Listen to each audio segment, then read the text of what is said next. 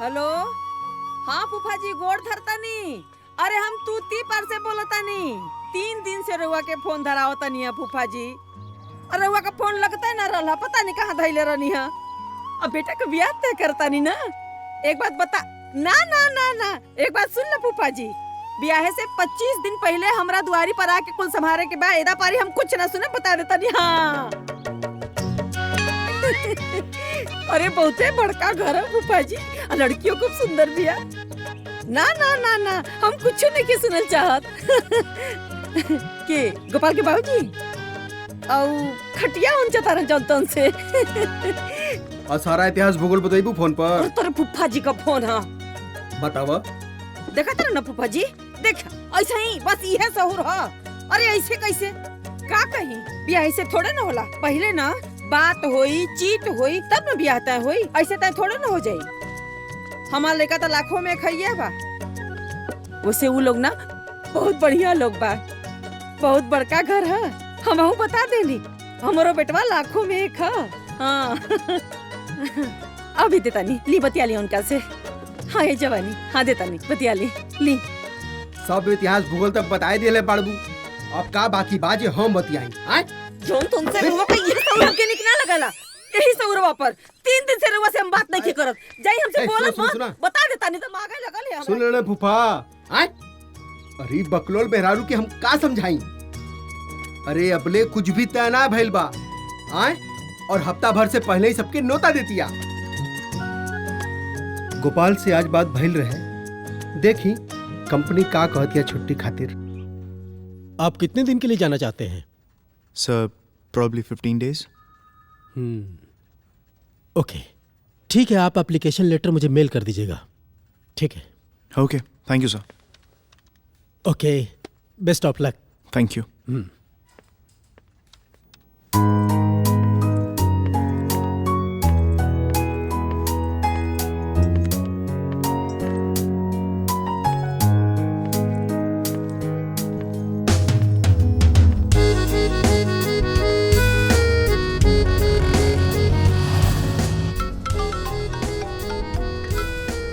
Hello hello. हाँ दीदी आ गइलू। हाँ बाबू हमरा तो 3 दिन हो गए लैले। ओह अच्छा अच्छा। ए बाबू बुझ लो, खाली हम अपना ससुरी से इतने कह देवी कि हमरा भाई के बियाह तय हो गइल बा, 15 दिन पहले ही नैहर जाए। मत पूछो, वो तो हुक्का पानी लेके चढ़ गए। अरे ए दीदी ये सब बात तो बादों में हो सकेला। बाबूजी से कह दिया कि हमार छुट्टी मिल गई बटे, हम आ जाए। ठीक बा? अच्छा अच्छा ठीक बा, हम बता दे। ठीक बा।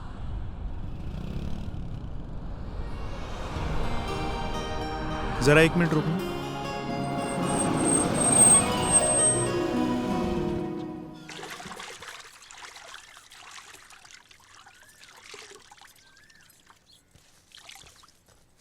खाली बैठ के मूछ रंगे की बा। 8 दिन में कपड़ा धोवे के निकाल जाता।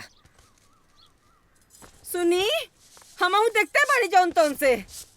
अरे तका 8 दिन में ना तका 15 दिन में धोआई। आय देख ले माई इनकर हमरा ससुर के नु एकदम एक के लक्षण बा। बारा भी एक लपड़ सही हो जाएगू अब्बे। आय तू आगे आगे कढ़ावा तानी और तू पीछे पीछे दौड़ावा ताड़ू। आय अरे कपड़ा ना धोइए तका लेखनी करिए बैठ के। अच्छा आ जाए दी, खाली पतो के आ जाए दी, ओकरे बाद रानी बन के बैठब। हां तब करे जा फाटी सब कर। हाँ और तू अपन जिंदगी भर मुछ रंगत रहिया। चुप।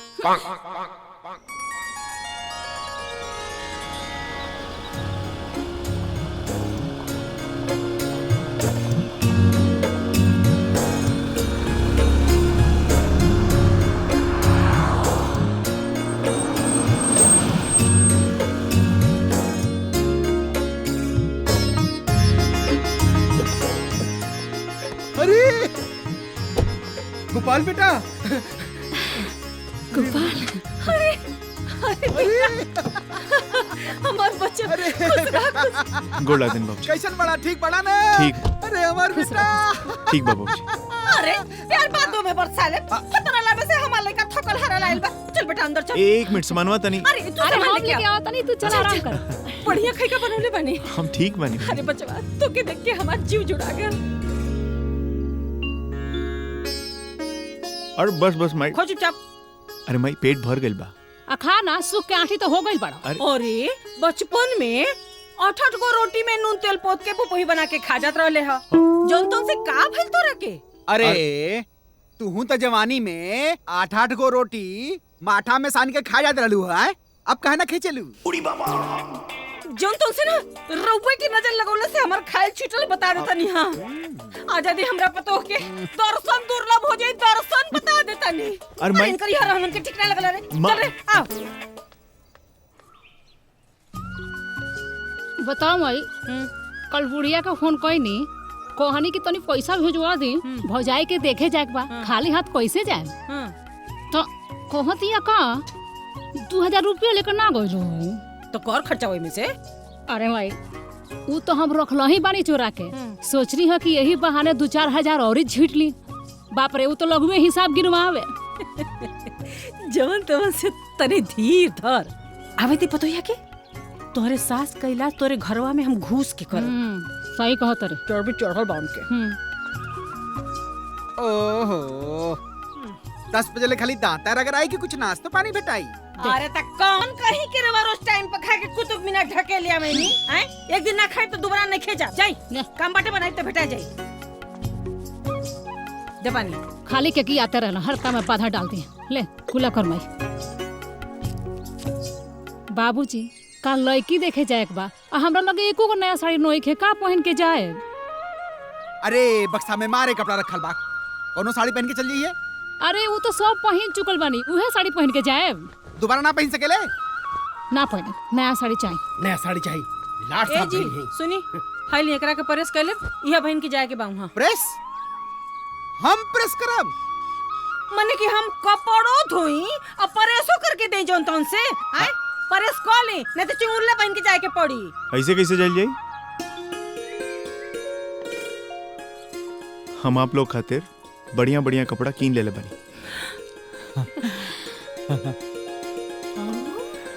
कपड़ा लियल बड़ा।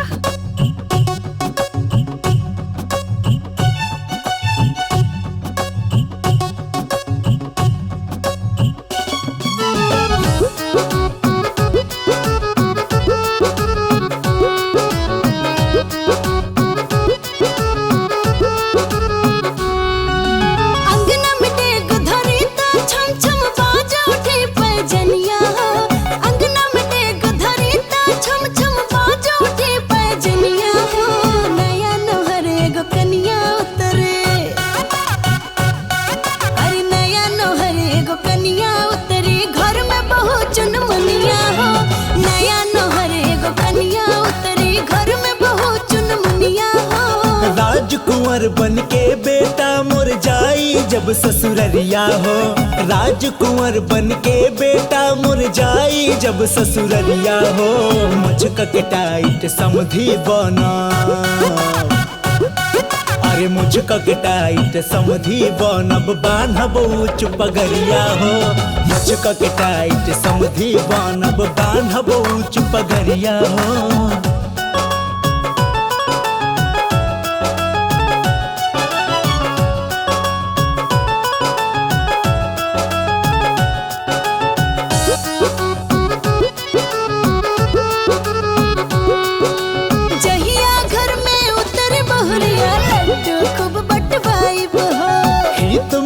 के दुआर बुला के बहु भोज करवाइब हो। अरे मुँह दिखाई में देहब हम नाक जड़ल नाथुनिया हो। मुँह दिखाई में देहब हम नाक जड़ल नाथुनिया हो।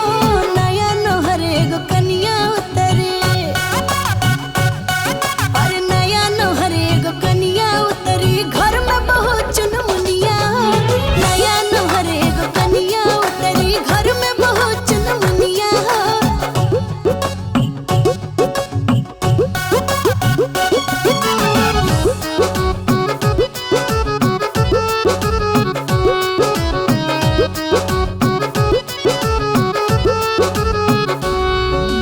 घोड़वा दबा के जाइब घरे, धीरे से घूंघट उठाइब हो।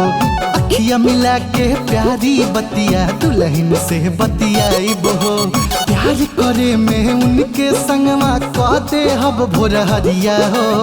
प्यार करे में उनके संगवा तो दे हब भुरहरिया हो किस्मत में जब हमरे आई है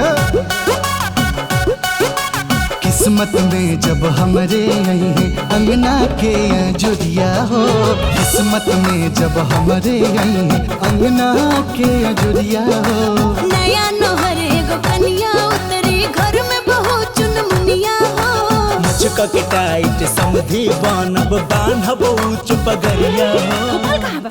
ए गोपाल, अरे गोपाल, जल्दी कर। केवड़िया तो लॉक कर दी। वाह। चलो लोग। आ गए चलो बैठो भाई।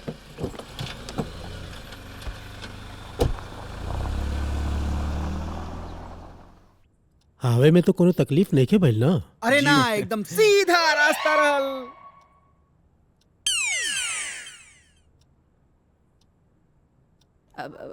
भाई साहब, जौन से लड़कियां आ जात तो देख लेती जा।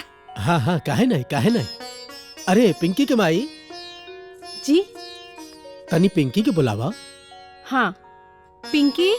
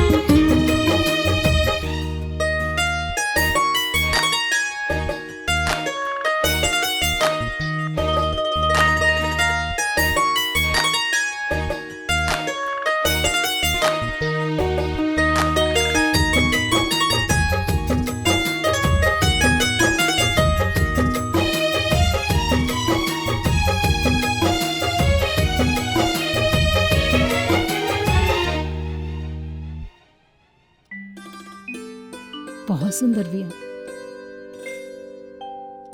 हाँ नीक जौन से बड़ी सुंदर बाड़ू।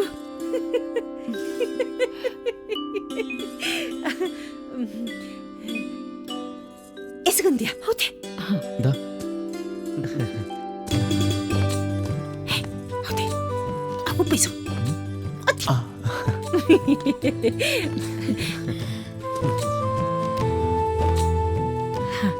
तोरा खातिर ले ला।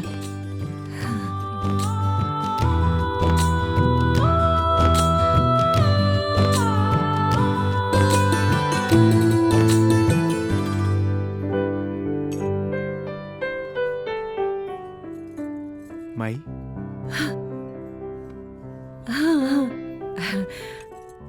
हाँ खा खाई। खा बच्ची।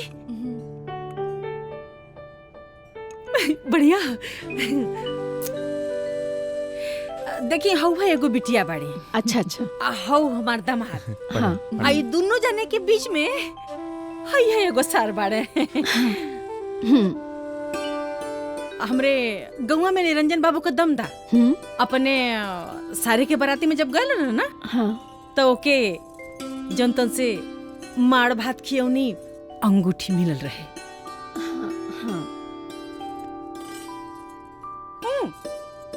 राउर मामा अपने दमदा के का दिल ना जी? हाँ जनतन से 4 कट्ठा जमीन बहिन जी आ एगो बनल बनावल घर। हाँ, पानी आराम से।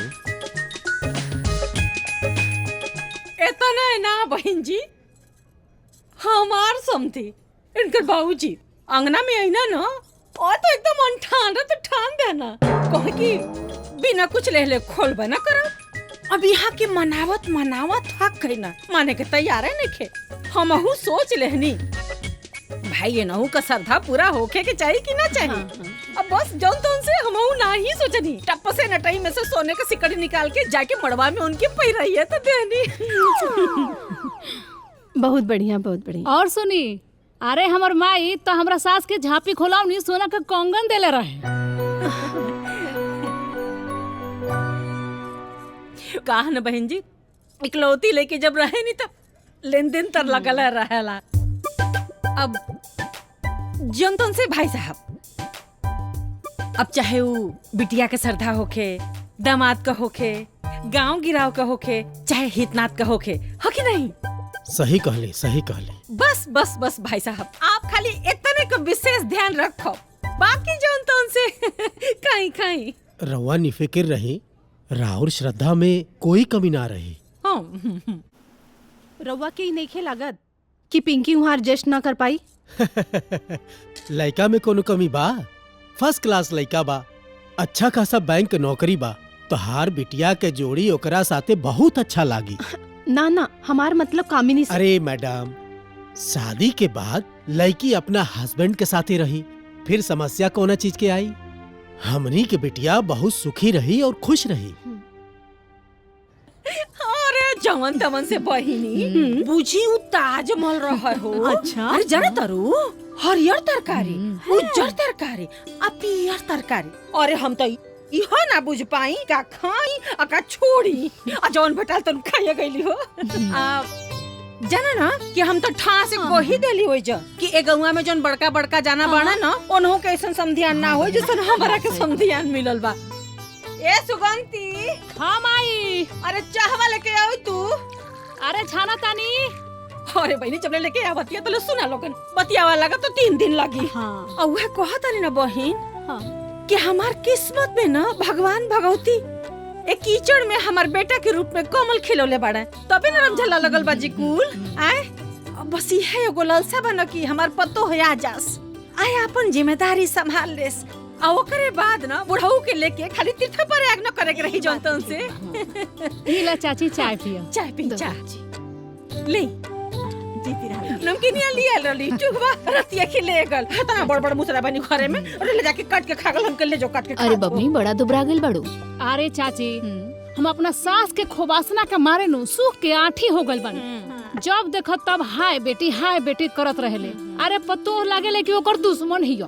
अरे हम तो कहतानी ना कि कोनो बात नहीं, हमरे आ गइल बाड़ू ना, खिया पिया के पहले नियर तोरा के बना दे बचिया। चिंता करे का कोनो बात नहीं, जब पी जुड़ाता तू पिए चाची। पी।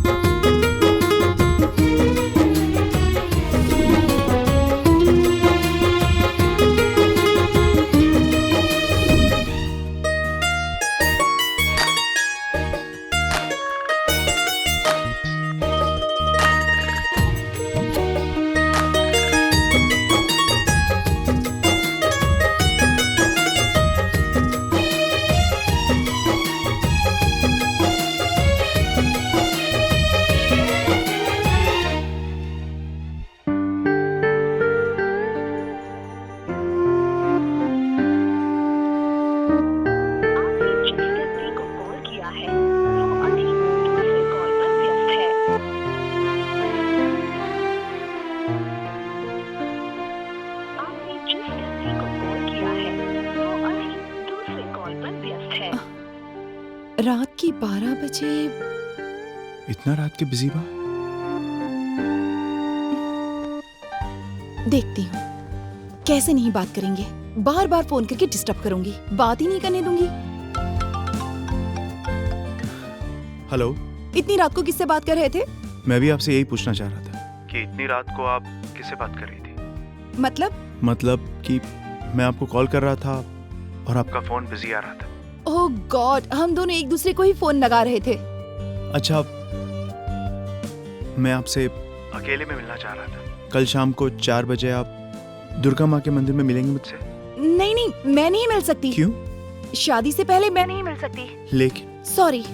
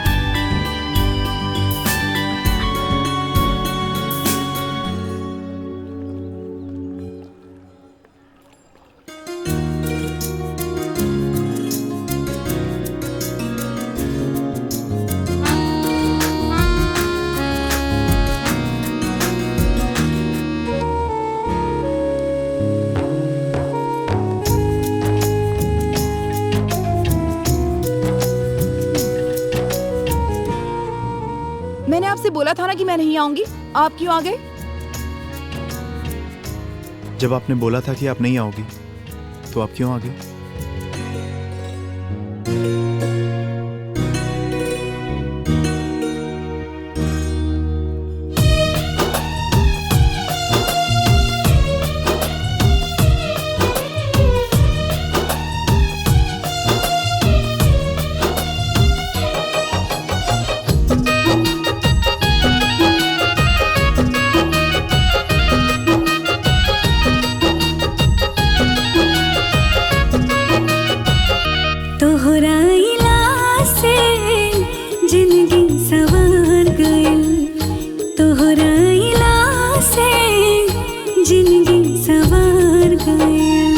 कदम पड़ते ही दिलवा के, कदम पड़ते ही दिलवा के चौखट तार गए।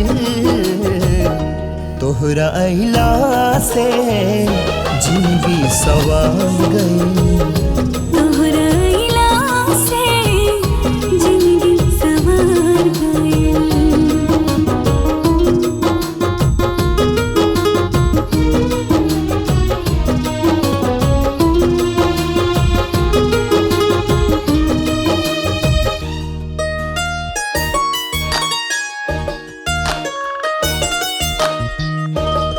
हमारा नाम के पहचान हो गई लू, अनजान से तू जान हो गई लू। बोली धड़कन मोरा पिया पिया, हर सिरा हर पल जिया जिया। बोली धड़कन मोरा पिया पिया, हर सिरा हर पल जिया जिया। नजर मिलते मोहब्बत के, नजर मिलते मोहब्बत के 100 रंग चढ़ गए। तोहरा अहिला से जिंदगी सवार गई। तोहरा अहिला से जिंदगी सवार गई।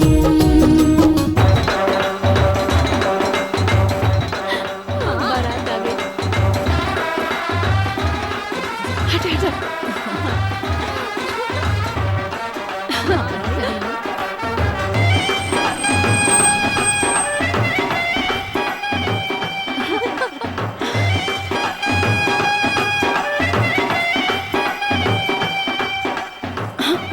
जा देखा, पिंकी तैयार हो गई। जा।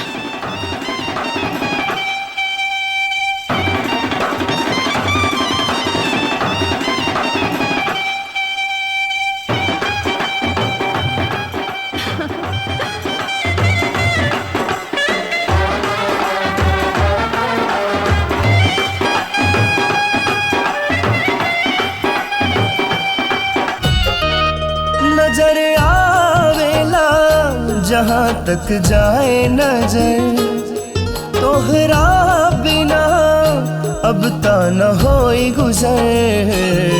छोड़ी हाना कब हो साथ पिया जिधाली हला तो हाथ पिया। छोड़ी हाना कब हो साथ पिया जिधाली हला तो हाथ पिया। साथ जी अब मरब तोहरे, साथ जी अब मरब तोहरे, दिलवा दकार गए। तोहरा इला से जिंदगी सवार गए। तोहरा अइला से जिंदगी संवर गए।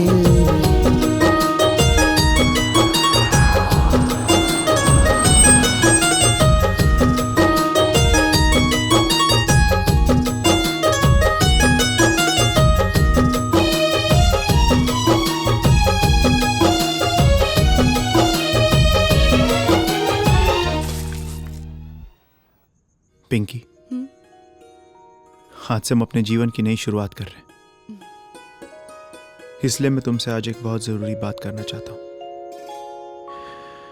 पिंकी, आज से सिर्फ मैं ही नहीं, ये घर भी तुम्हारा है और इस घर के लोग भी। मैं बता दूं कि मेरे मम्मी पापा तुम्हारे मम्मी पापा की तरह हाईली एजुकेटेड नहीं है। वो जमीन से जुड़े लोग हैं, रीति रिवाज उन्हें बहुत प्यारे हैं, और ऐसे लोगों को अपने बेटों से बड़ा अरमान होता है। हाँ। आज से इन सारे अरमानों की जिम्मेदारी तुम्हारी है। मैं आशा करता हूं तुम उनके अरमानों को ठेस नहीं लगने दोगी। आप चिंता मत कीजिए, अब मेरी खुशियों की हर डोर आपसे जुड़ गई है। जिसमें आपकी खुशी होगी उसी में मेरी खुशी होगी। मैं तुमसे यही उम्मीद कर रहा था। मैं प्रॉमिस करती हूँ, आपसे किए हुए वादे पे मैं खरा उतरने की कोशिश करूंगी। अच्छा पिंकी, एक बात बताओ, तुम्हें बिल्कुल भोजपुरी बोलने नहीं आती? वो एक्चुअली क्या है ना, घर में सब लोग हिंदी में ही बात करते हैं, लेकिन मैं भोजपुरी समझ लेती हूँ। समझ लेती हूँ? ये तो बहुत अच्छा है। आज से ना हम एक काम करेंगे, मैं तुमसे भोजपुरी में बात करूंगा। देखना, तुम ना बहुत जल्द भोजपुरी बोलना सीख जाओगी। जी।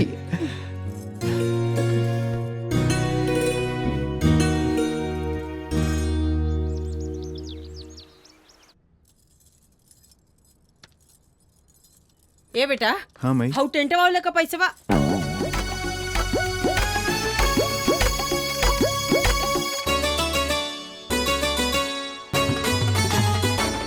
ये कौन डरस बा हो? माँ जी, ये नाइटी है। नाइटी? हे राम, ए छी, आई कैसा लागा था जोन तोन से? सुना, ई नाइटी फटी यहाँ ना चले, समझावा इन करा के, हैं? आ गांव घर का मेहरारू आई है, इन करा के देखे। बढ़िया से साड़ी पहन के सौख सिंगार करके बैठ जास, और टेंट वाले का पैसा दे जल्दी। जी एक बात बताइए, इसमें प्रॉब्लम क्या है? प्रॉब्लम कुछ नहीं है। ये गांव है ना, तो यहाँ के रीति रिवाज, पहनावा ओढ़ावा सब अलग होला, थोड़े हिसाब से चले के पड़ी ना। तो ये काम करो, साड़ी पहन लो। जी। बुझले कि एकदम दिमागे में आग लगल हमरा सुगंतिया, जली ना। और जब बिटिया बना के रखा कर तो काहे के ब्याह कइना लोग, हैं? उहे न। तोहू तो हमार बिटिया है, 5 पास करौले है तोरा के तना कब हम नेटी पहिरौले ना, कबहू ना। पहिनी है जनतन से इज्जत होए आयल है जनतन। ए चाची, भाभी के मुंह ना दिखाइबू का? ताला मार के रखले है उनके मुंह में ना, जा देख ले लोगन, जरे दिखा दे जनतन से। चला लोगिन, चला चला देख लिए तनी का है पहिन ले ओढ़ ले। हाँ।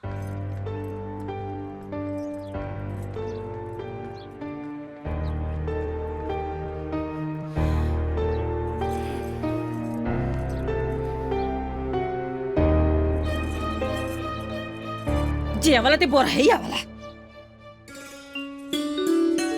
ला लो, देख लो दुल्हन। ए दीदी, भाभी तो बड़ी सुंदर बाड़ी। रे बसंतिया, कितना बढ़िया तलवार नियन आईब्रो बनौले बाड़ी। एमी के सेम लिपस्टिक हमो किनले बानी, लेकमेक बनाई।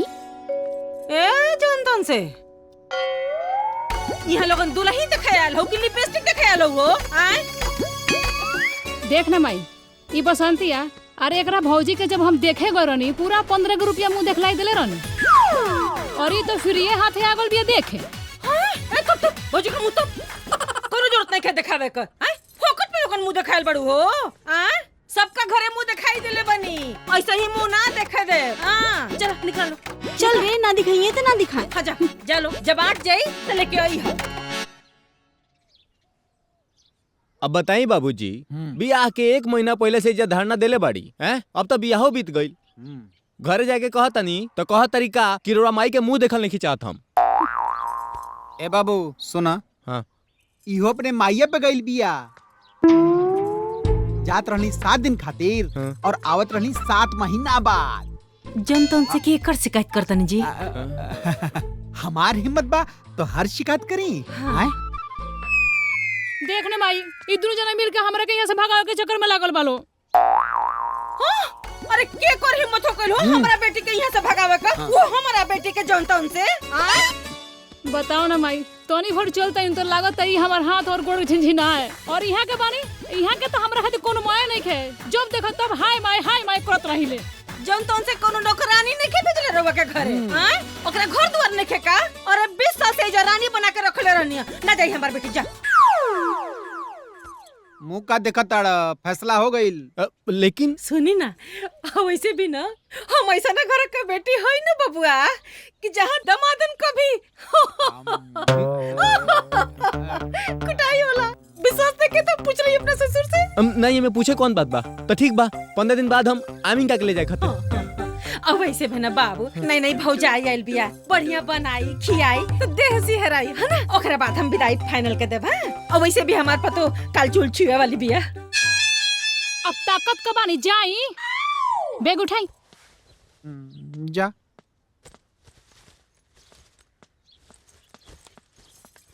हमार माई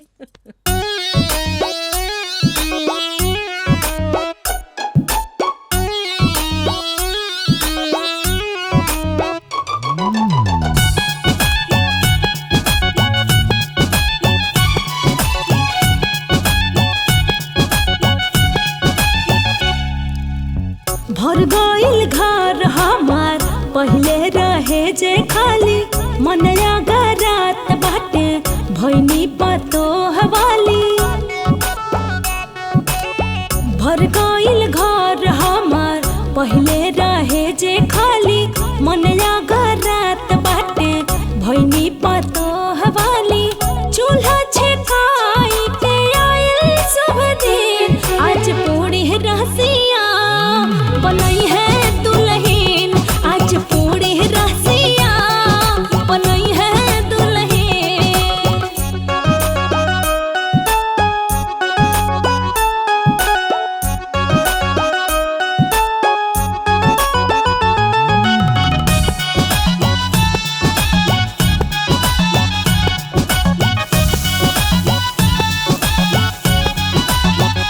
होई छिपा छिकाई तब ही खाना भेटाई। मैं तो सबका से अच्छा नेक लूंगी जी, चाहे तो गहना गुड़िया, चाहे 2 रुपया पैसा, तब जाके मैं खाने की परमिशन दूंगी जी। बैठी के देखब सब बन के मलकिन, आज पूरी रसिया बनई है दुल्हन, आज पूरी रसिया बनई है दुल्हन।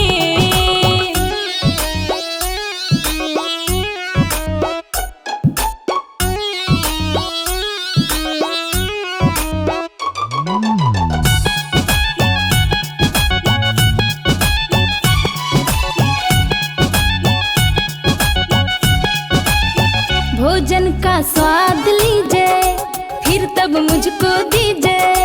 ए जी नेग के साथ आशीर्वाद चाहिए, आज बहू का दिन है, मिठाई और नमकीन है। सुनिए लास्ट में मिठाई खाइए तब जाइए। लागे पतोहिया हमर बड़ा किस्तीन, आज पूरी रसिया बनई है दुल्हन,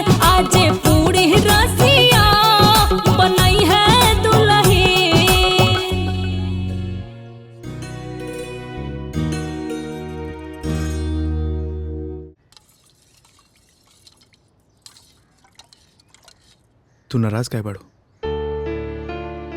बस 1.25 महीना के तो बात बा।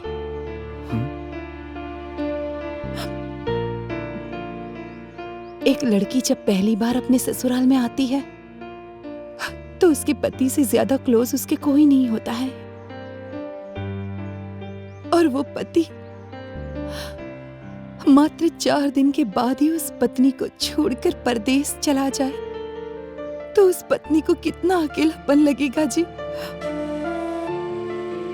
आप मर्द है ना, आप ये जुदाई नहीं समझ पाएंगे।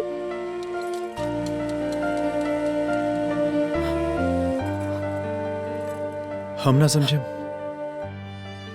हम सब समझता नहीं, लेकिन यो तो तारे घर। हाँ, उनका बात के दिल पे मत लिया। हाँ, खुश रहला से सब कुछ सही हो जाला। देखा, तू ज्यादा अपन ख्याल रखियो, हम आई के भी।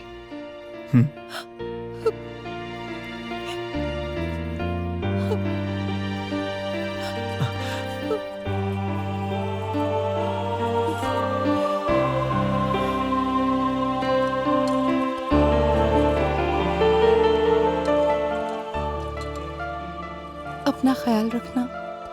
बाय।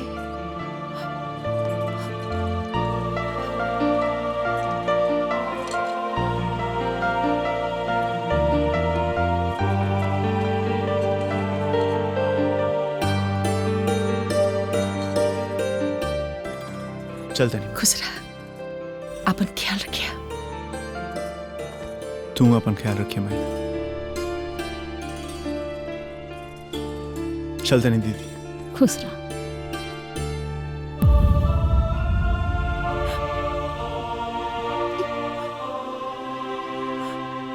चलते नहीं।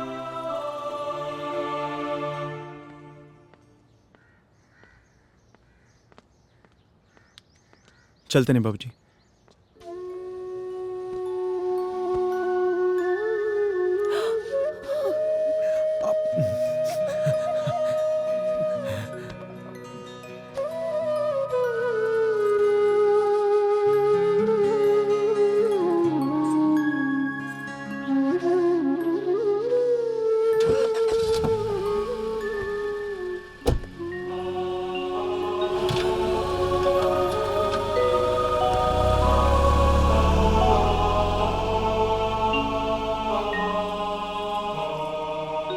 माई चुप हो जा।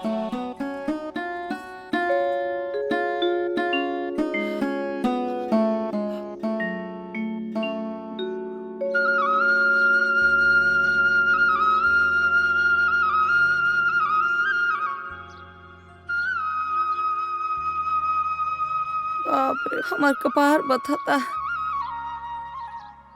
इतना बथता कि का बताएं हे भगवान, का बताएं। कोनो दवाइयों काम नहीं करत। दिन भर ऐसे ही घूमत रहबू तो का होई?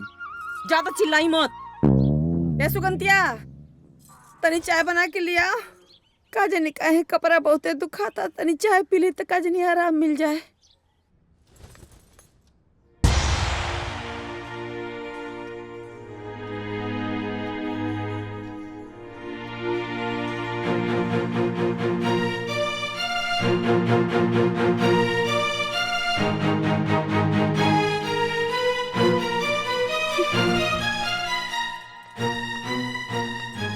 अरे माई, अब चाय के बनाई? तहार पतो तो गोपाल के वियोग में सूतल बाड़ी। अरे वो सुतल बिया तो तू बना दे। काहे बनाई? अरे ससुरो में देठे ठाई, नैहरो में देठे ठाई। हम ना बनाए, जा अपना पतो से बनवा। अरे वो आराम करत हुई हैं, जा तू बना दे चाय। हम तो बनेबे ना करो। सब केहू हमारे पे चिल्ला के जाता।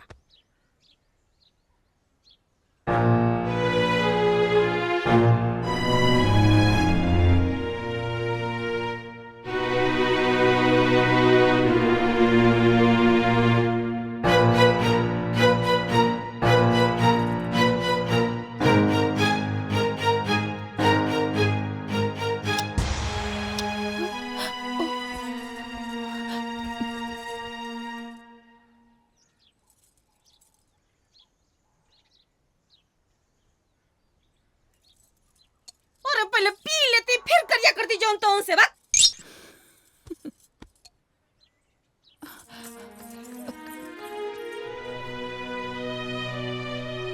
माँ जी नींद लग गई थी, जगा देते तो मैं ही बना देती। काहे? अरे भगवान हमनी के हाथ गोड़ नहीं दिले का? हैं? चाय बनवा लेनी और हेदे पिया तो बानी और तू सोचा तारू कि तू सुतल रहबू तो हमनी के चाय नहीं पी सकत जा का? जा सुता जा नींद पूरी कर ला। आ सुना, तारा खाती एक कप चाय छोड़ देले बनी, छान के पी ली हो। माने कि मरद रहल ह तो अब ही ले चाय टाइम टेबल से बनत रहल ह और ओकरा जाते कुल टाइम टेबल भुला गल जनतन से।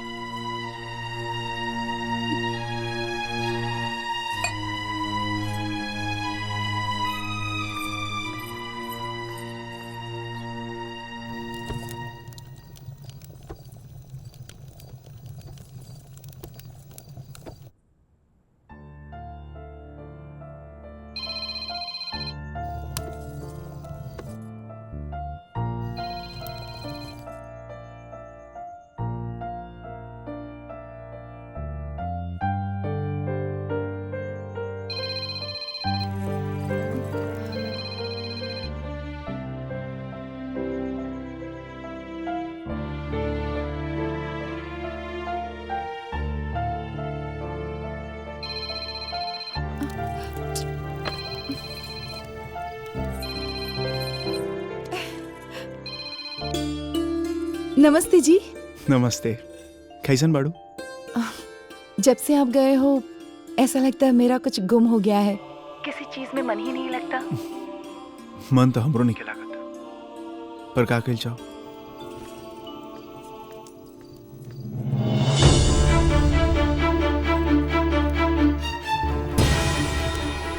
आपने खाना खाया? अभी कहाँ? अभी तो बस ऑफिस से नहीं है, सोचनी तारा से थोड़ा बात कर ली फिर खाना खा लें। तू खा लू? नहीं नहीं, अभी तो मैं रोटी बना ही रही थी। अरे अरे, रोटी तो मैं तवे पर छोड़कर ही आ गई। चलिए बाद में बात करते हैं। अरे सुनो, हेलो, बाय बाय बाय।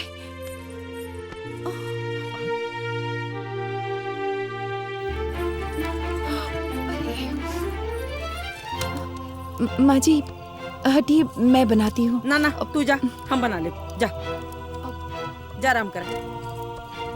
माँ जी और हम कहता नहीं तो तोरा समझ में नहीं खे आवत है? जा तू अपन काम पूरा करा, रोटी बन जाएगी। माँ जी प्लीज प्लीज हटिए ना। माँ जी आप बना रही हैं कोनो रोटी, जरूरत नहीं है। अब गलती नहीं होगी माँ जी, प्लीज उठिए उठिए ना माँ जी, कहते प्लीज नहीं, हटिए प्लीज से। प्लीज प्लीज माँ जी मैं बना देती हूँ, प्लीज प्लीज प्लीज माँ जी छोड़िए कहली ना। ना कि शहर के लड़की से कि चूल्हा चौका का काम ना होई, बुझाई?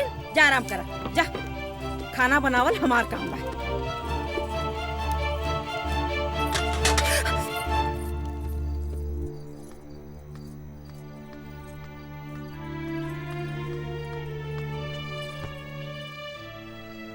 लोग लड़का का ब्याह करना सुखे खातिर, हमरा तो किस्मत में सुख है ना जौन तौन से। सुगंधिया, अरे सुगंधिया, एक लोटा पानी लेके आ। ले आवा तानी। ओहो, ये औरत नहीं एक मिनट चैन से शांति के साथ ना सोए देले। अरे ऐसा कवन पहाड़ उलट के अवतारू कि अवता दुख छाप लेलस। सुना ना गलती अंगनवा में ना तो थरिया में रोटी ना जरल कोयला मिलल रहत खाए के जौन तौन से। आ जाए बबुआ कहीं ना है और आ जाए फोने पर खुसुर पुसुर का जानी कौन पहाड़ टूट गए अब कवन दुख पड़ गल उनकरा पर। भगवान पता नहीं कहाँ से फोन बना देला जौन तौन से। अरे भाई नया नया आयल बिया, बहुत तरीका का बात होला, एमन समस्या का बा?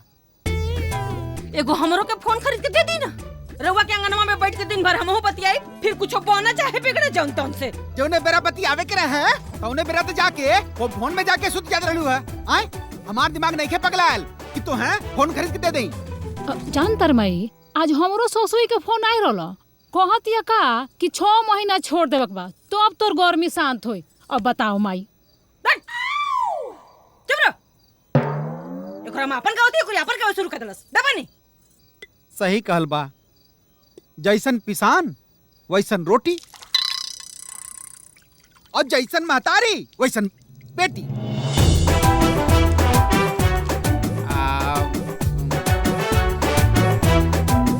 साला कुत्ता प्रभु। अरे बाप रे।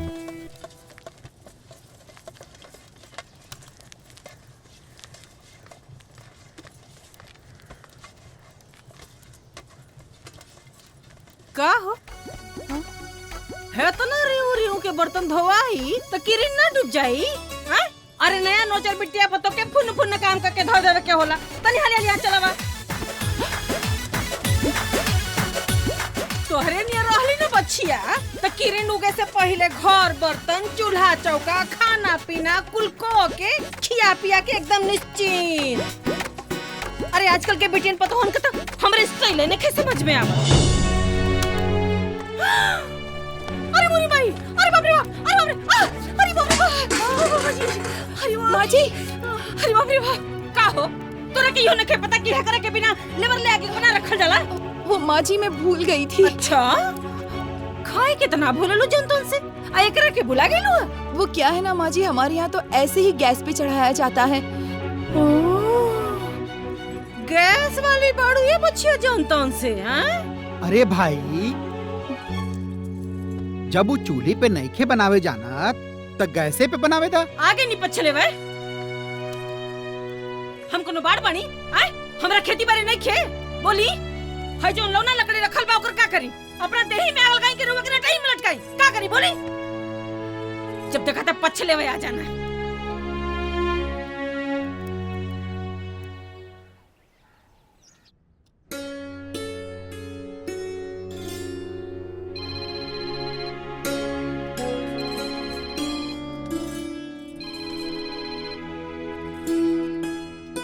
हेलो, क्या करता रू?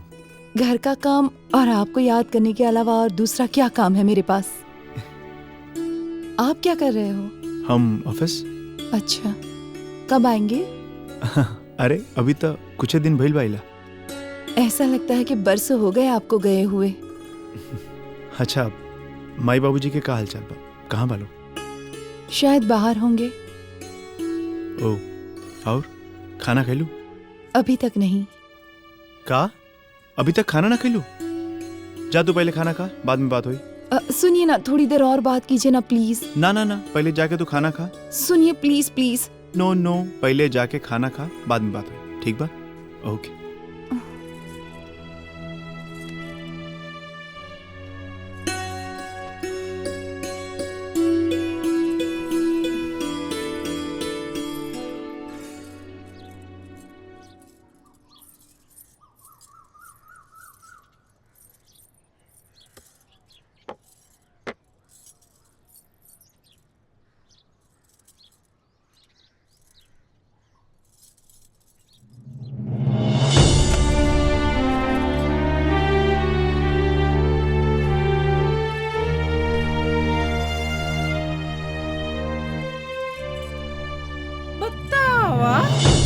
माने कि अब ए घरे में ई दिन आ गइल बा कि मेहरारू का जूठा मर्द लोग खाइए जौन से अतनो नहीं खे ज्ञान कि पहले मर्द मानुस खा लेना ओकरे बाद मेहरारू खानी सन।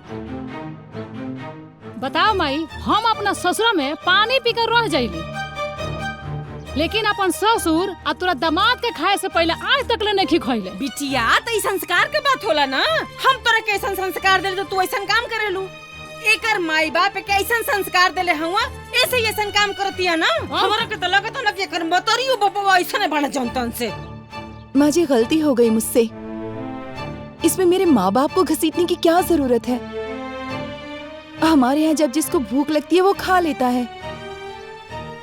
मुझे यहाँ का रिवाज पता नहीं था, इसलिए मैंने खाना निकाल लिया।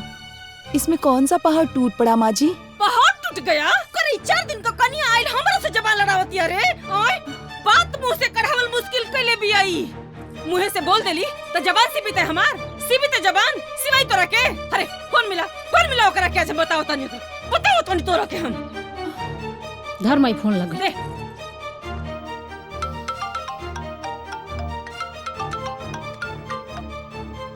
हाँ माई, प्रणाम। खुश रहा बचवा। कितना अरमान से तहर बारात सजौले, कितना सपना सजा के पतो उतरले। बाकी हमरा के का पता रहे कि हमरा के उल्टा सुने के पड़ी जौन से। का भाई? ये बचवा एको बात बर्दाश्त नहीं के करतार मेहरारू। बुझला न जाऊन तो उनसे एक को काम ढंग से नहीं करत, न बर्तन धोतिया ढंग से, न खाना बनावतिया ढंग से, एक को काम घर का नहीं करती है बच्चे। हाँ, ढंग से नहीं कर पा रही हूँ, गलती हो रही है मुझसे। उनसे कंप्लेन करने से क्या प्रॉब्लम सॉल्व हो जाएगी? सुन ले, सुनो तो अपने मेहरारू का जो भाषा। भी काम है सब तो कर रही हूँ। जगह नहीं है, लोग नए, तरीका नया है, गलती हो गई मुझसे। जब गलती मेरी है तो मेरे माँ बाप को बीच में लाने की क्या जरूरत है? सुन, इसमें उनका क्या दोष है? मुझ में खोट निकालने के बदले आप मुझे समझा भी तो सकती थी, सिखा भी तो सकती थी। लेकिन सासू माँ, आपने मेरी कद्र नहीं जानी, उल्टा तमाशा बना दिया। सुन तेरे का खोटिया तोर मेहरारू। हे बेटा, यही दिन रात खातिर तेरा सरधा से पतो उतर रही है। हमरो सास रही है घरे में, हमरो आवाज क्यों सुन लो है गांव में तो बतावा। हमार बात सुन, अब तोर मेहरारू हमरा से एकदम बर्दाश्त नहीं हो। तू आज के आज आओ और अपन मेहरारू लेके जो यहाँ से। नहीं चाहिए हमरा कैसे पतो है दादा, नहीं चाहिए। अरे माई, हमारी बात। अगर आपको मुझ जैसी बहू नहीं चाहिए तो मुझे भी आप जैसी सास नहीं चाहिए। तो जो यहाँ से। हाँ हाँ, जा रही हूँ। हाँ तो जो यहाँ से। हाँ, अरे जाना और जब का बारू। हेले रे, शांत हो जाओ।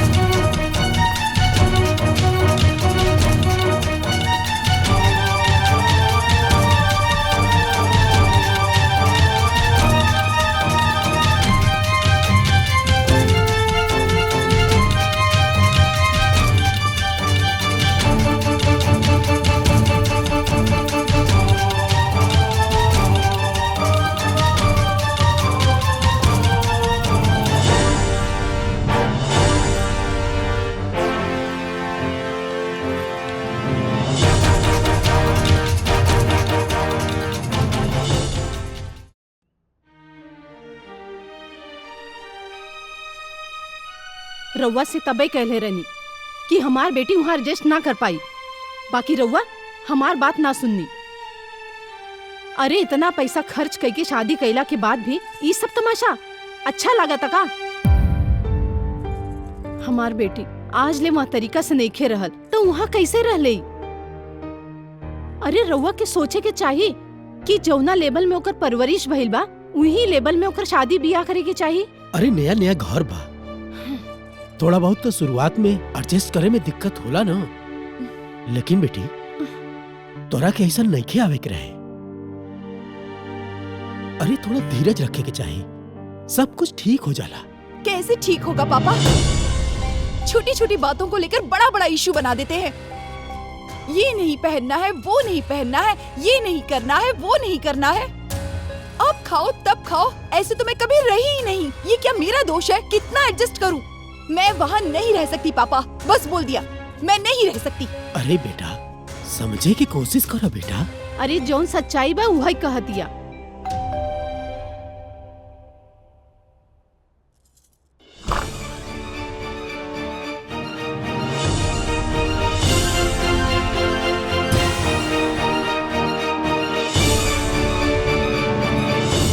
आपको सारी बात मालूम है ना, फिर भी आप कह रहे हैं कि मुझे ऐसे नहीं आना चाहिए था।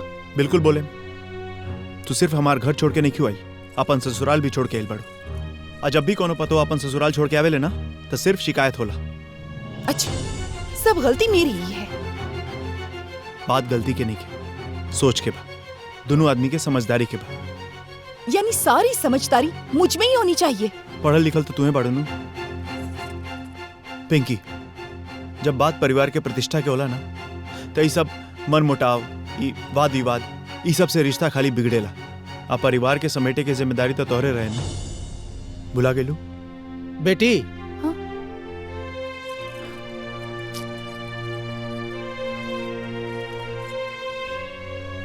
बेटी, मायका और ससुराल में बहुत अंतर होला। माँ बाप बेटी के ध्यान मायका में राखेले और ससुराल में बेटी के कर्तव्य होला कि अपने ससुराल पक्ष के ध्यान राखल।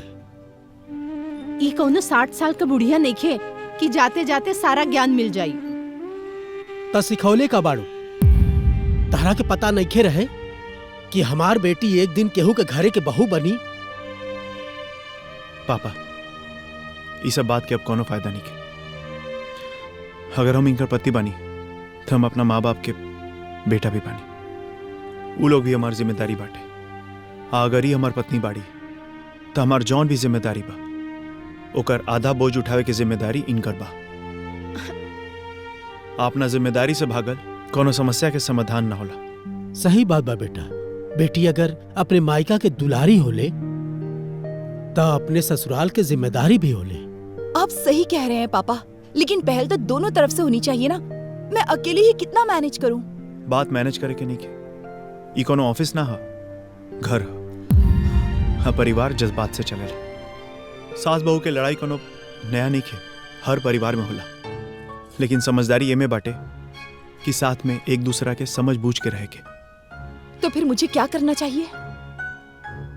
पिंकी, हमार माई पुराना ख्यालात के बड़ी, अपन जिंदगी हमेशा ऐसा ही जियता बड़ी।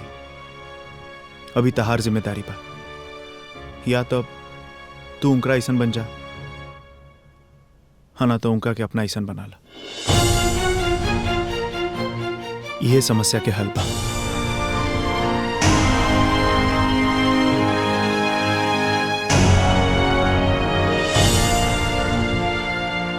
कितना अरमान से पता उतरले रहली, कुल माटी में मिल गए।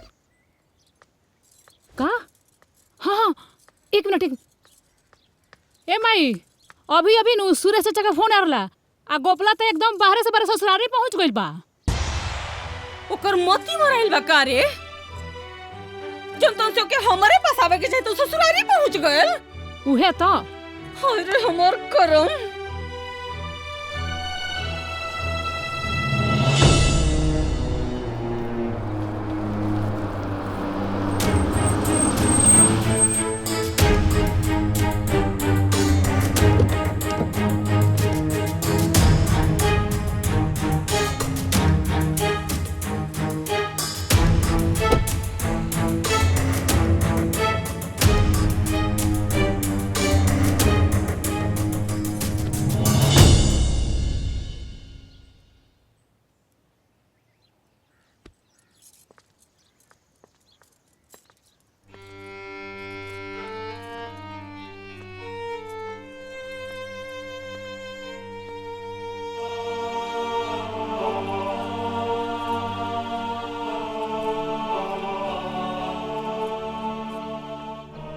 गोड़ लग दिन भाई। खुश रहा।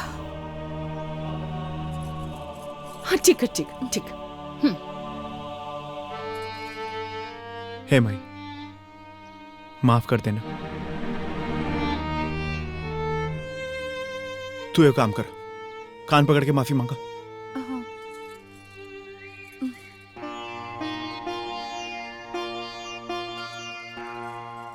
हे माई, अब तो माफ कर दो। हम क्या होला माफ करे वाला जौनतन से? तो 3 मिनट 13 में जासो, जौनतन से जासो। माँ जी, मैं भी आपकी बेटी की तरह ही हूँ, माफ कर दीजिए ना। अरे जायदा, मान जा। रउआ दिमाग मत धनकाई। हटा यहाँ से। एलुआ तेल लगावे वही का। माँ जी माफ कर दे। माई, आई यहाँ वही का पालिश लगावे हमरा के। पालिश करेंगे नहीं हमसे। अरे बेटा, ये ऐसा नाम नहीं है, इनके हमार वाला उपाय लगावे के पड़ी। क्या करूं?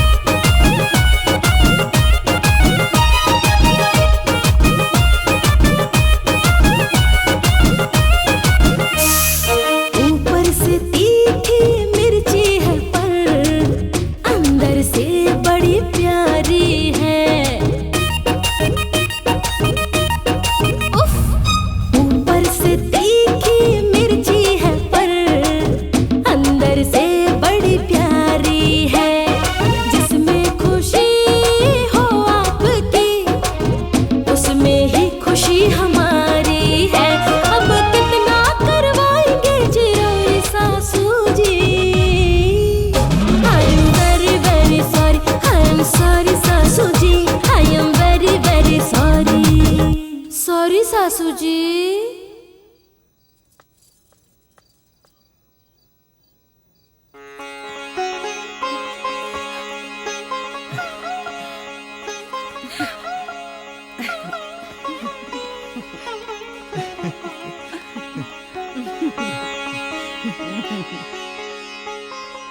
चिंता मत कर, हम जल्दी शहर से आए और औतत तो रखे बोलाई।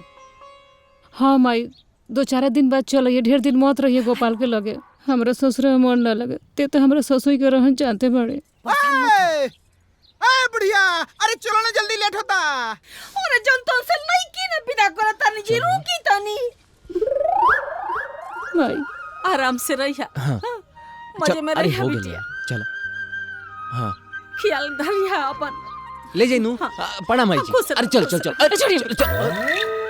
अरे चलो ना, चलो चलो चलो चलो।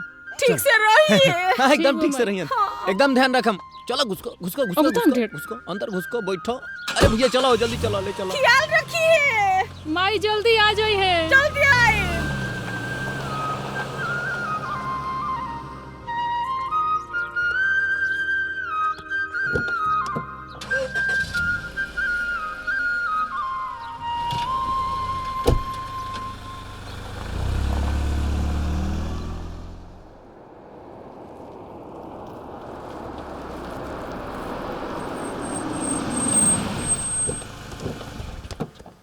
आ गई नी।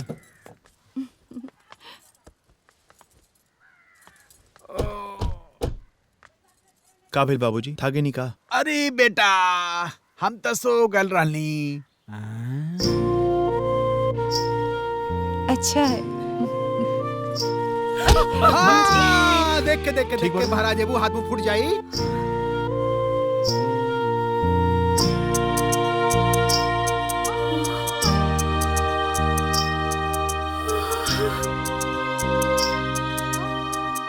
बेटा घर तो बड़ी सुंदर बारे, बाकी तनी जमीन यहाँ कम बा, तनी बेसी जमीन रहत ना तो नहीं तो ना एमे लौका कोहड़ा बोती तोरा के ताजा ताजा सब्जी खियोती। ओहो राम भजे की उम्र में बस हाय पेट हाय पेट हाय पेट। अरे वो तो जैसे हवा पी के रहे नहीं जाओ तुम से। ए माई तोरा जॉन खाए के होई नो हमरा से कहिए, हम ले आए। अच्छा सुन ना, तू खाली दुगो बकरिया खरीद दे हमके। तनी बकरी तो गाय भैंस बांधा के पास जगह यहाँ। और आ दुगो बकरी रही ना, हम बैठल का करब, चराई जंतन से। दुगो बकरी ना, दुगो हाथियों किनवा देता नहीं तोरे खातिर हैं? शादी ब्याह में घुमावत रही है पगलेट कहीं के। यही से इनकर हमार ना पटल जंतन से। छोड़ ना माई, चल चल सामान निकालो दिलीप। जी सर चलो। चल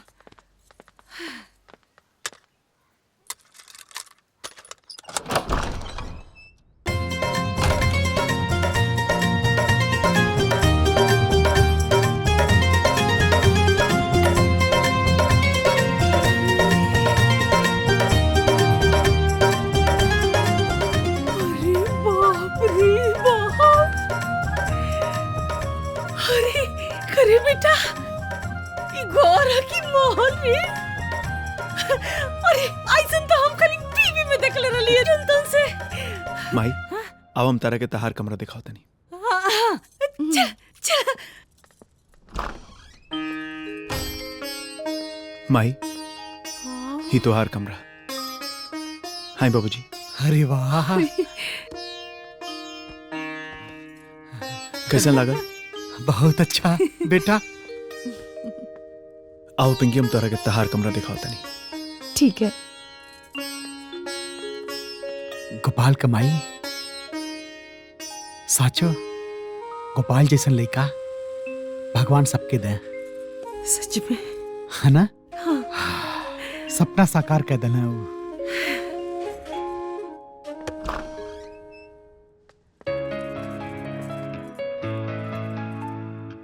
आई है हमनी के कमरा।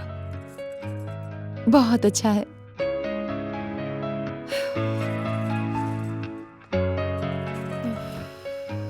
बहुत थक गई जी।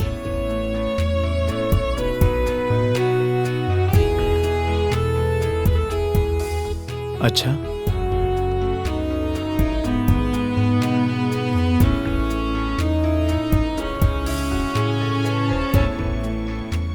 अवतार थकान मिटा दी। अब तो मैं साथ में ही हूँ, फिर इतनी बेचैनी क्यों है जी? जिकर मेहरारू इतना सुंदर होके ओकरा बेचैनी कैसे ना होगी? छोड़िए, मुझे सब सेट करना है। पहले हमनी के सेटल हो जाएगी, बाकी बाद में सेटल हो जाएगी। जरा रुकिए ना, रात हो जाने दीजिए। हाँ, रात के बाद रात में हुई, दिन के बाद अभी कर लिया जाओ।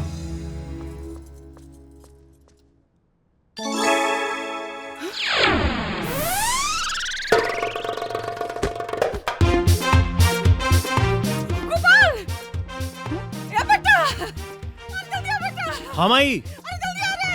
अरे बाप रे बाप, का हो गया? जल्दी आ रे बेटा, अरे आ रे यार। का भाई?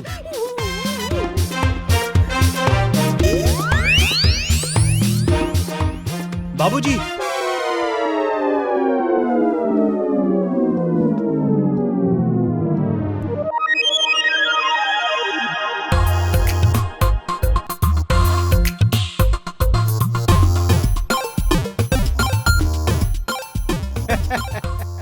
ये बेटा मुंह में से ना भक भक भक भक आग फेंकत रहल है, तो ठंडा ठंडा हवा लेत रहली है। अरे बाबूजी, रोवा गर्मी लागत रहे तो एसी चला लेती। वो फ्रिज है, उसमें खाए पिए के सामान रखल जाला। बच्चवा सहूर का ठिकाने ना, और बने के बाद ज्ञानी जनतन से। चलनी हंस दिया सूपे पे।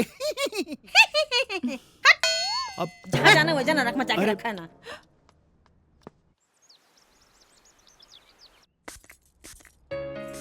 अरे बस बस। क्या हुआ? टीवी में ऐड नहीं को देख ले, ज्यादा परफ्यूम लगेला से लड़की सन अट्रैक्ट हो जाली सन। अच्छा, तो फिर आप भी किसी और की तरफ अट्रैक्ट हो जाएंगे क्या? अरे ना ना, हम तो मजाक करत रहनी है। जेकर मेहरारू इतना सुंदर होके ओकरा ऊपर केहू और के जादू कैसे चल सकेला? सुनिए ना, शाम को जल्दी आ जाइएगा। इहो कोनो कहे के बात बा? हमार दिल तो घर में अटकल बा, तो बाहर दिमाग कैसे चली? ऑफिस के काम खत्म होते ही 120 की स्पीड में गाड़ी आई। चलते।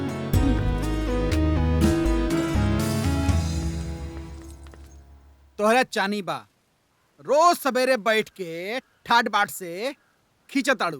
अरे तो रहुआ के पेटे में काहे दर्द होता है? माने कि हम लड़का के ब्याह से पहले काम करी, अब पतो लेला के बाद काम करी जनतन से। मुझे रंगी माछी बैठती चाह में पी।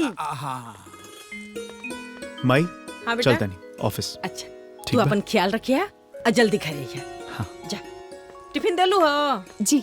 अच्छा लइका ना बा, बड़ा हो गइल बा।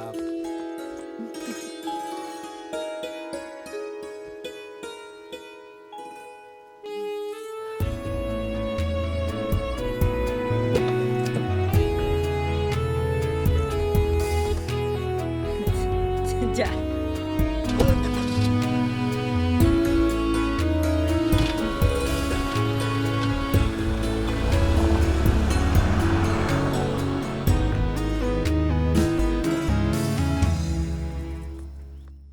हम लोग आपके बगल में ही रहते हैं, हमने सोचा नई पड़ोसन आई है तो जाके मिल लें। अरे बहुत अच्छा किया जो आप लोग आ गए। अगर अगल बगल में रहना ही है तो एक दूसरे से जान पहचान होनी ही चाहिए। हाँ बिल्कुल। मैं अपने पड़ोसी से जब तक दिन में 2 बार बात न कर लूं मेरा खाना ही नहीं हजम होता है। मेरे हस्बैंड इस चीज के लिए कितना टोकते रहते हैं, लेकिन मैं भी कह देती हूँ कि आप हस्बैंड हैं और मैं वाइफ। आप क्यों इस चक्कर में पड़ रहे हैं? खाइए पीजिए, टिफिन लीजिए और ऑफिस जाइए।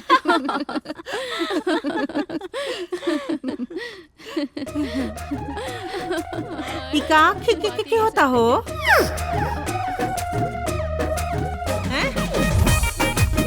मने औरत का बात एक डेग न सुनाई देवे के चाहिए, और तू लोगन रावण जैसन खे खे खे कैले बाड़ू हैं? ई कुल हमरा के पसंद नहीं के जनतन से। और तू लड़का के ऑफिस से आवे का समय होता, भूखल पियासल आई जनतन से, ओकरा खातिर तोरा के कुछ बनावे चनावे के चाहिए, तो तू भाई केनहन के संगे दाकियार तारू हैं? नाश्ता पानी हो गइल जनतन से? तो जा आवा चला निकला लो। चला जा खाना बनावा जनतन से।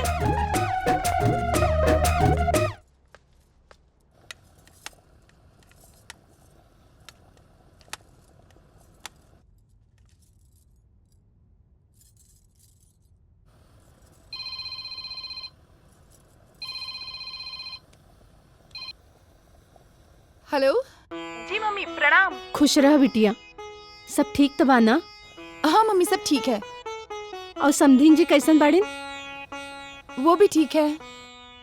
देखा बेटी, ठीक से सूझबूझ के साथे रहिया। पिछली बार की तरह कुछ भी मत बोल दिया, और बोले से पहले सोच समझ के बोलिया। जी मम्मी। अच्छा मम्मी मैं खाना बना रही हूँ, वो आने वाले हैं, हम बाद में बात करते हैं। ठीक बा। ठीक है मम्मी जी।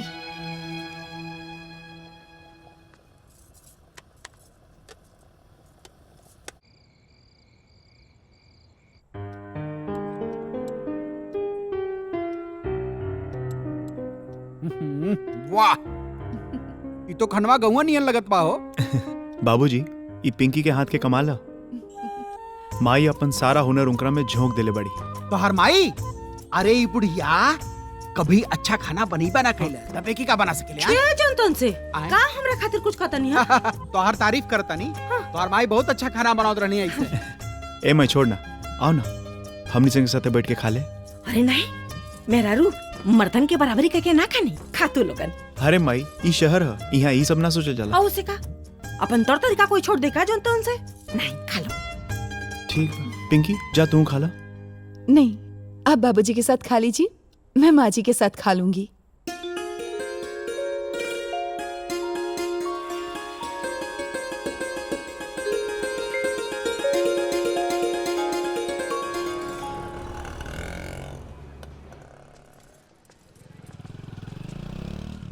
का किनो दू सब तो निमन बा। बेकार बा यार।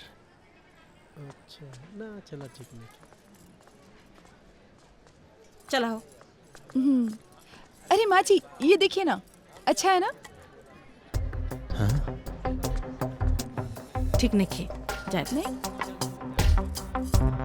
है कितना को 10 रुपया। लूटा तारी चला हो। चलिए। हाँ देखा ये अच्छा है ना? दे दे। 4 रंग का है। अरे रे नीका की नहीं माँ जी कुछ नहीं है। अच्छा लग देखा। हाँ? नहीं अच्छी नहीं है। अच्छा है देखा एकदम चमकाता है। अरे रे खून खून खून देख देख देख खून खून। अरे रे रे ये कौन जी ये कौन खून? माँ जी ये खून नहीं है, वो लड़के बदतमीजी कर रहे हैं। ए जनतन से अरे अरे बेइज्जती फैला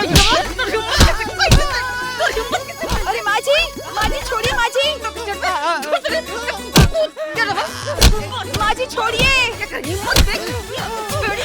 माँ जी छोड़िए। ए बुढ़िया कहने के इतना बुरा लगा तो बोला ना तोप के चलो, अब उघाड़ के चलिए तो सब तो देखने कर यार। माई रे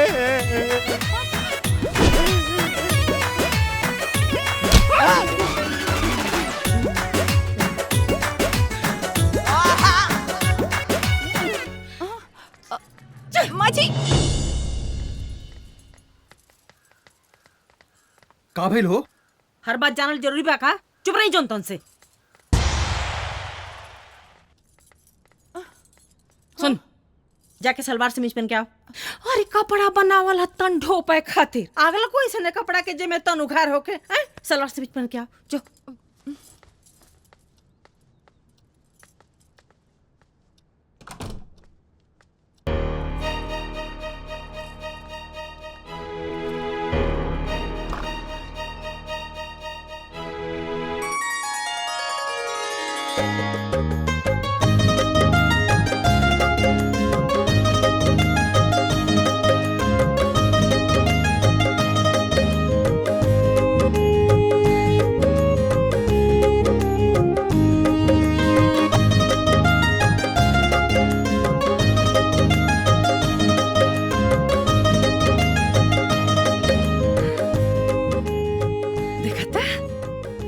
पूरा दे तो पागल। अब चला बेचारे अब चल। बाबूजी बेटा रहुआ एक्सरसाइज कल शुरू करी और पेट निकला था।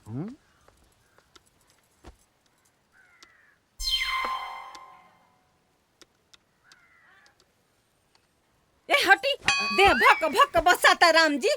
हे भगवान काहे नहीं रगड़ रगड़ के मैल छोड़ के नहीं तीजी। ए बेटा यहाँ कहीं पोखरा तालाब बा का? पोखरा काहे खातिर माई? बसात आ रहा। अरे इनकर कपड़ा ले जाके धोईती हम। माँ जी वॉशिंग मशीन में सब धुल जाएंगे। मशीन में कपड़ा धोला? हाँ साबुन लगा के?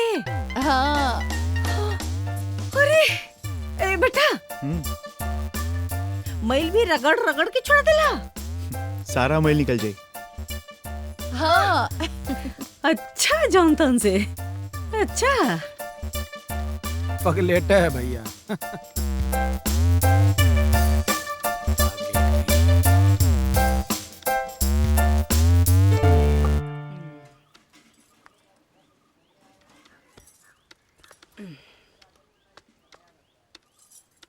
सुनी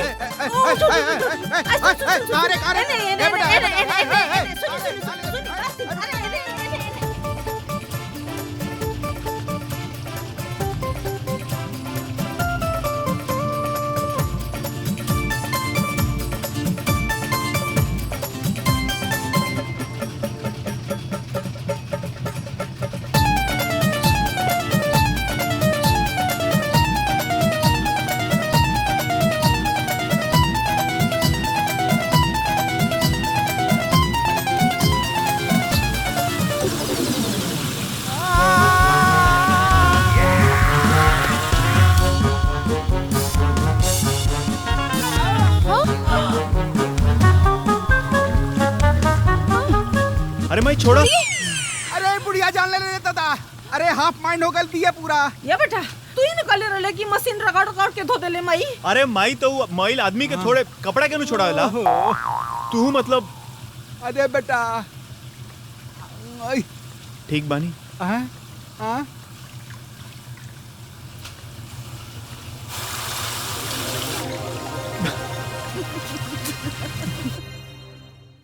माई हाँ बेटा आज शाम के बाहर जाके खाना खाए ठीक बा? तैयार रहिए। अच्छा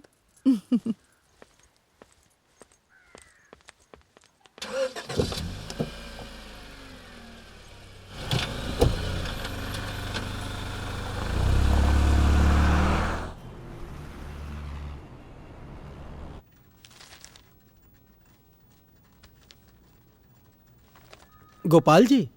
जी मेरे बच्चे की तबीयत बहुत खराब है, अर्जेंटली मुझे हॉस्पिटल जाना पड़ेगा और ये फाइल अपलोड करना भी बहुत जरूरी है, तो प्लीज क्या आप कर देंगे? ठीक है दीजिए। Thank you. अपने बच्चे का ख्याल रखिएगा। Thank you so much.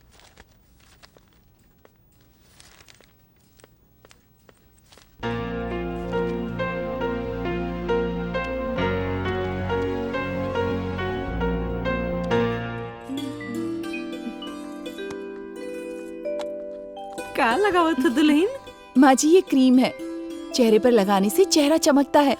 आप भी लगाइए ना, बाबूजी को बहुत अच्छा लगेगा। जब जवानी में ना लगोली तो बढ़ोती में का लगाई जोन तुमसे। कब चले के भाई ये बतावा। देखिए ना अभी तक फोन ही नहीं आया। और तो तुम कोला अरे जवन तुमसे।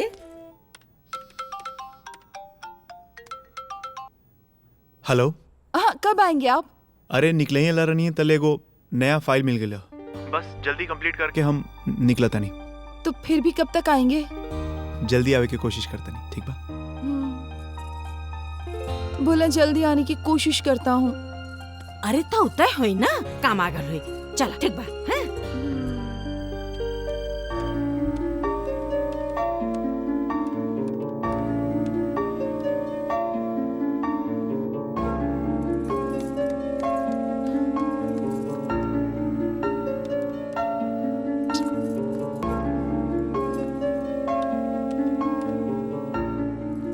काबल दुल्हन फोन आया लोकर? नहीं माँ जी अभी तक तो कोई फोन नहीं आया। अरे तब फिर कह के पूछ ला करा।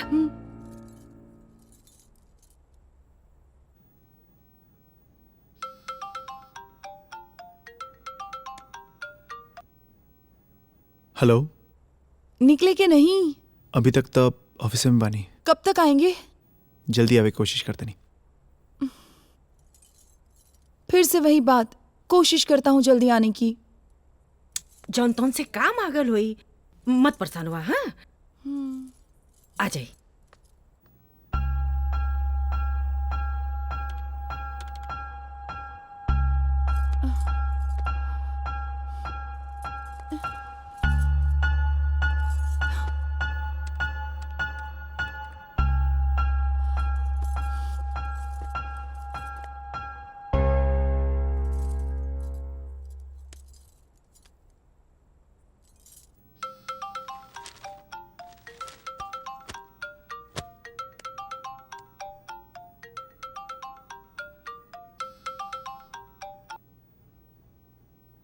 हेलो।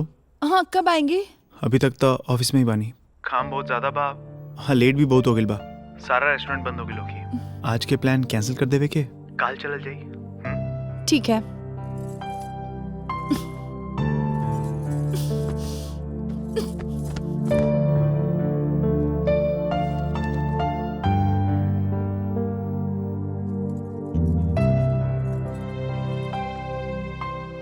का भइल दुल्हन, कैसन मरुआ गई लो? प्लान कैंसिल माँ जी। अच्छा हाई बतावा तो तब से आदमी रची रची के सजल धजल और वो कहता कैंसिल। यही सब तो अच्छा नहीं लगता है माँ जी। अरे एकदम अपने बाप लेखा भइल जाता जनता उनसे। आज ओकरा से बोली हाँ मत, या कदम मत बोली। ठीक है माँ जी। गधा कहेगा। आने दीजिए उनको।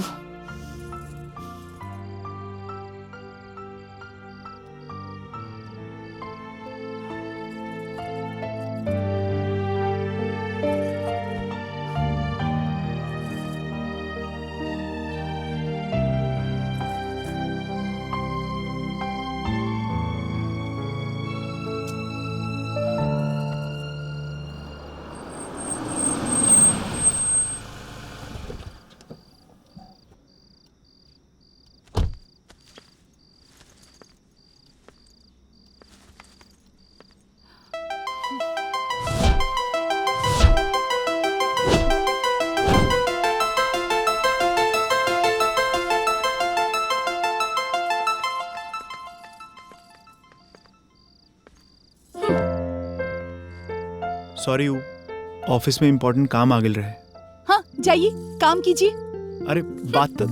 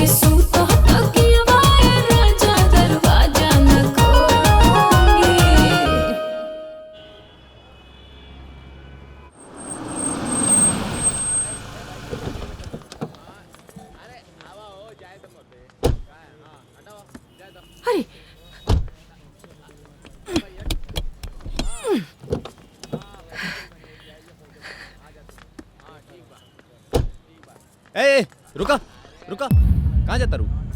हैं? माँ है मेरी, आओ माई, चलो। अच्छा अच्छा जाई। कैसन लोग भाई, लड़का पढ़ल लिखल और माँ इतना बौक, कम से कम इतना तो सोचे के चाहिए कि जाई कि ना जाई।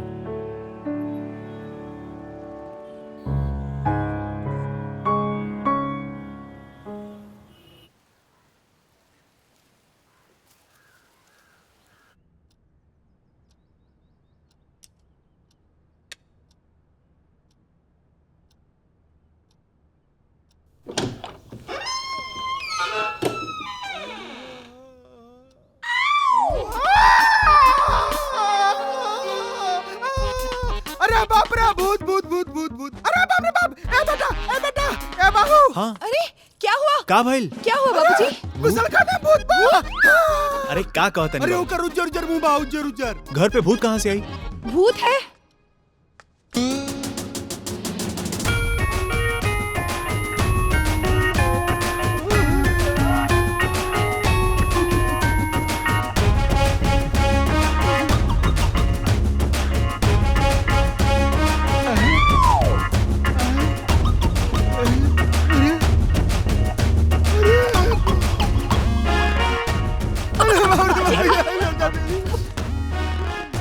बाबूजी, माई है।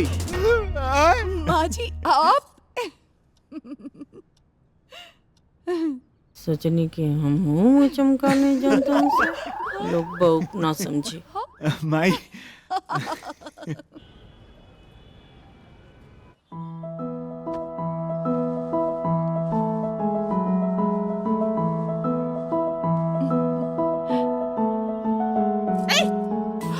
कुछ नहीं होगा। मैम प्लीज इस तरफ घूम जाइए, प्लीज मैम प्लीज, कुछ नहीं होगा।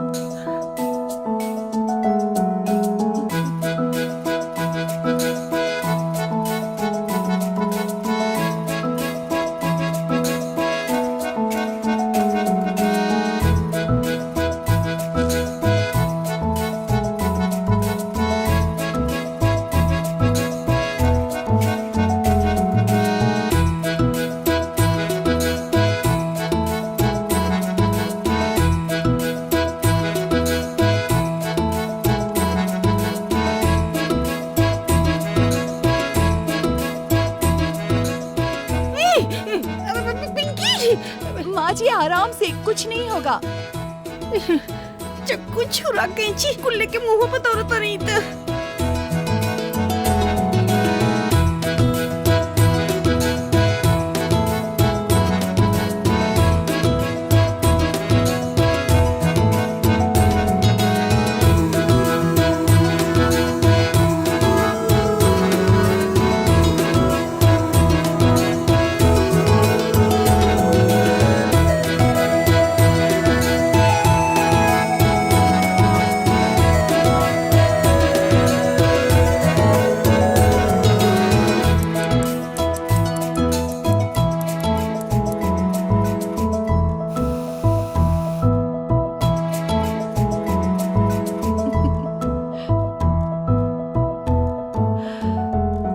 वाह सासू जी, नंबर 1।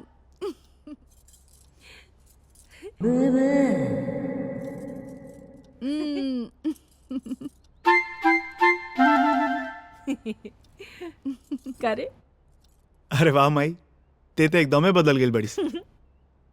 आखिर सास किसकी है?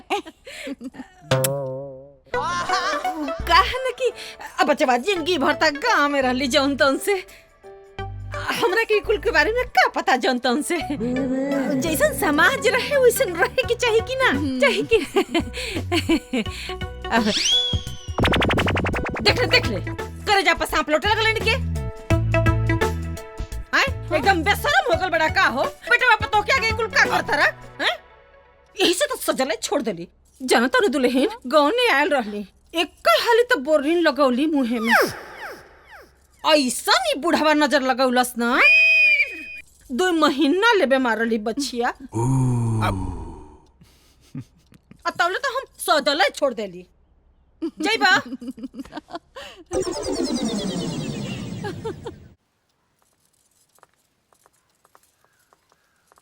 आवत चला। हाँ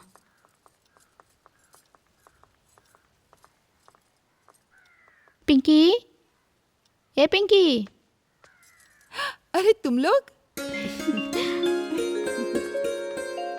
आज मेरे बेटे का बर्थडे है, तुम शाम को पूरी फैमिली के साथ जरूर आना। हाँ जरूर आएंगे। अरे आओ अंदर। ना ना पिंकी। हाँ अरे वो लोग के अंदर लेके आवा। अरे जुन तुम से आवा लोग बैठा ना। आओ आओ चलो बैठा। आओ बैठ जा। माँ जी मैं चाय बनाकर लाती हूँ। अरे ये जुन तुम से तोहार सहेली तू बैठ के बात करा, हम चाय बनावता नहीं। जा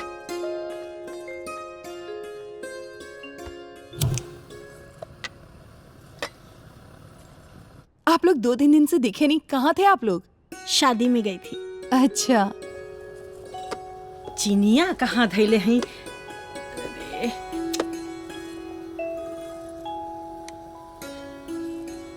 पिंकी यार तुम तो बहुत लकी हो। क्यों? तुम्हारी सास कितनी बदल गई हैं, एकदम सीधी हो गई हैं। अरे नहीं नहीं, वो तो जलेबी की तरह टेढ़ी थी, लेकिन मैंने उन्हें सुधार दिया।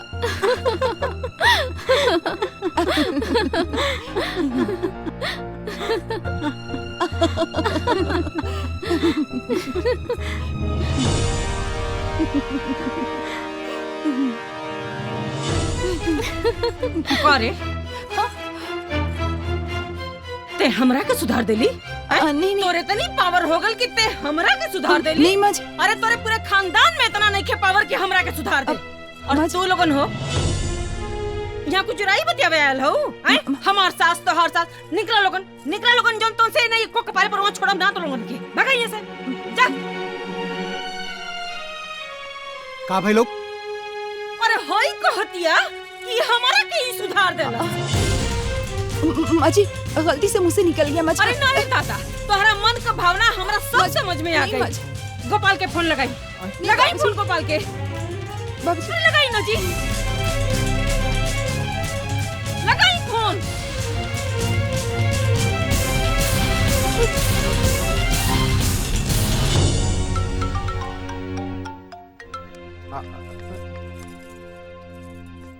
हेलो गोपाल, हाँ भाई, हमार बात ध्यान से सुन।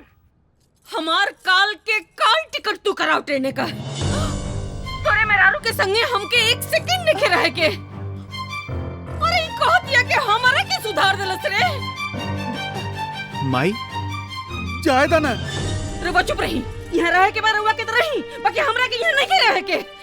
अरे माई हमार बात तो सुन, छोट मोट बात पे ऐसे ना किसी एक छोट बात? तोरा के छोट बात लगता रे।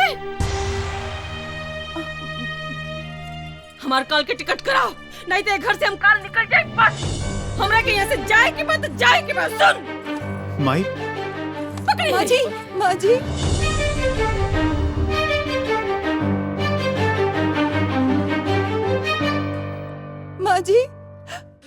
माँ जी माफ कर दीजिए, मुझे माफ कर दीजिए माँ जी।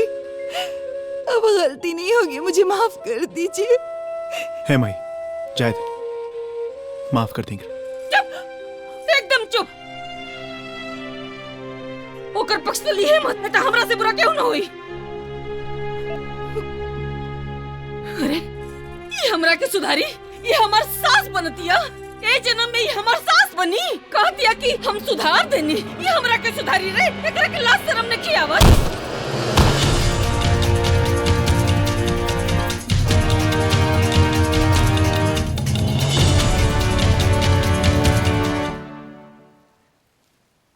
कोई प्रॉब्लम नहीं है, एकदम फिट है।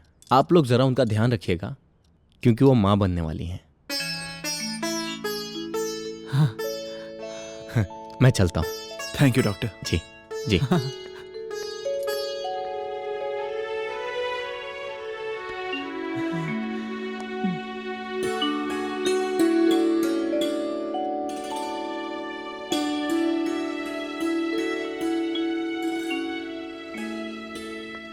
माई माफ करते हूँ रखे,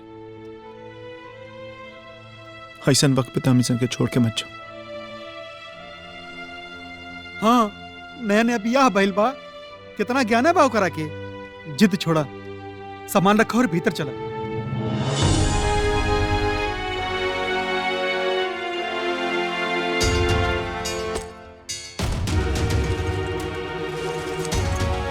माई माँ जी,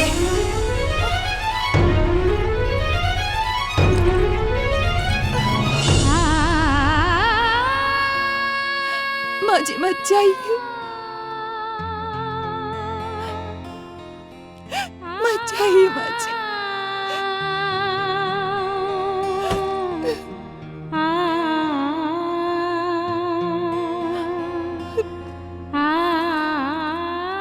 सुन, ते जी चाहे मर, हमरा के कोनो फर्क नहीं। मत बुझे कि जौन तौन से हम तोरा खाते रुकता नहीं। तोरा पेट में जौन हमरा बेटा का निशानी पला था ना, हम ओकरा खाते रुकता नहीं। गोपाल, इनकरा खातिर काजू, किशमिश, बादाम, छोहाड़ा और गाय के 2 किलो दूध को उठौना लगा था।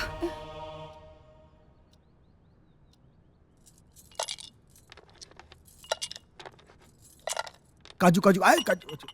अरे डालतानी, कूल डालतानी, काहे पगला जातानी। लेकिन एक बात सुन ली कान खोल के, हम कुल जौन करतानी ना, अपना खानदान के चिराग खातिर करतानी। वही के इंतजार में जौन कुछ भी करवा ले रहे सबे, बाकी ओकरा बात इनके बाहर के फेंकब।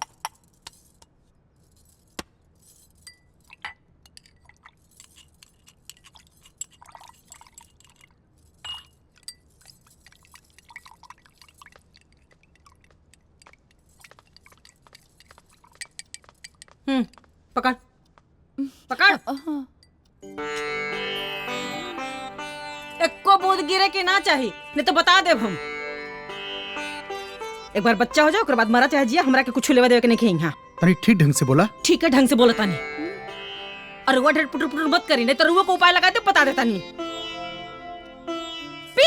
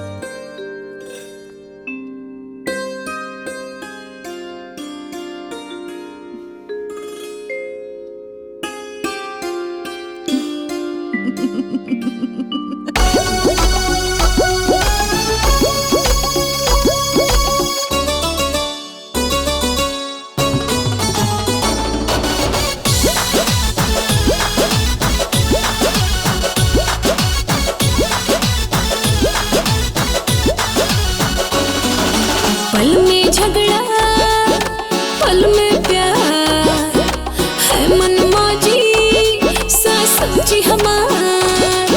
हाँ पल में झगड़ा पल में प्यार है मनमौजी सच्ची हमार। मैं तो खींची शरबत लेकिन आपने समझा पानी सासू जी तूने मेरी। हाँ सासू जी तूने मेरी कदर न जानी, सासू जी तूने मेरी कदर न जानी।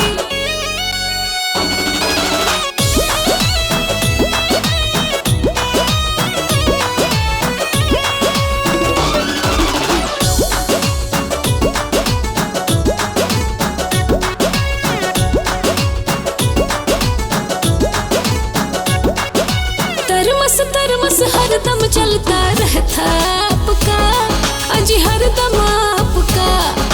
जब देखो डांट को फौरन चलता रहता आपका, अजी हरदम आपका। ईगो का बैलून जो भड़का, गुस्से में भी प्यार का तड़का। कभी न कम होती है इनकी मीठी यानी वाली सासू जी। सासू जी तूने मेरी कदर न जानी, सासू जी तूने मेरी कदर न जानी।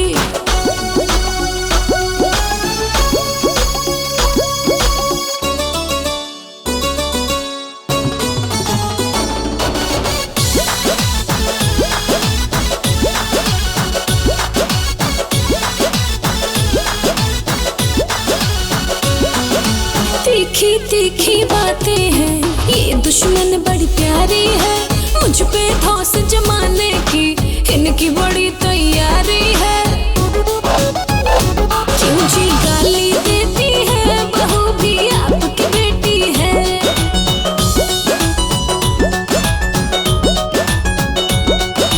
बहू को भी बेटी समझो ना होगी कोई हानि सासू जी।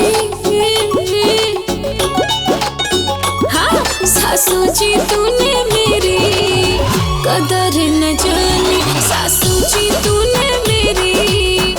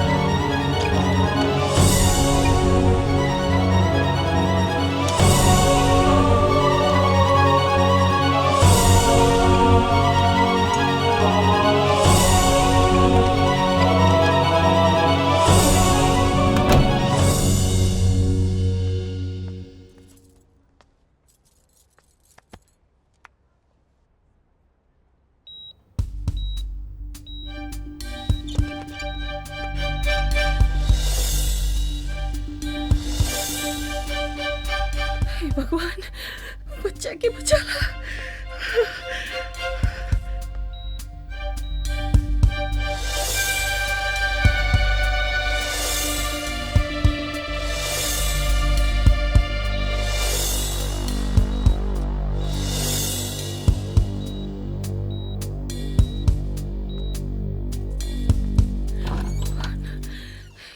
एक्सक्यूज मी, ठीक हो जाए सब अच्छा। पेशेंट की हालत क्रिटिकल है। मैं दोनों में से किसी एक को ही बचा सकता हूँ।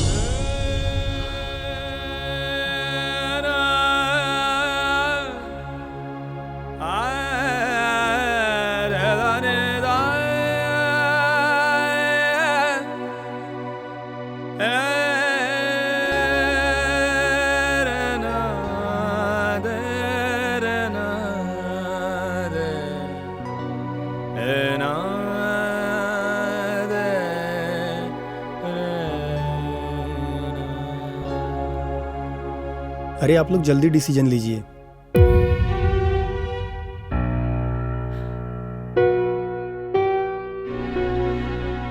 डॉक्टर साहब, हमार पतोह के बचा ले।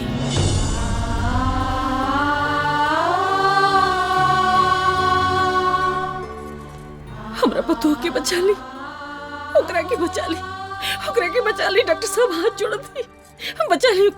जाइए। ठीक है।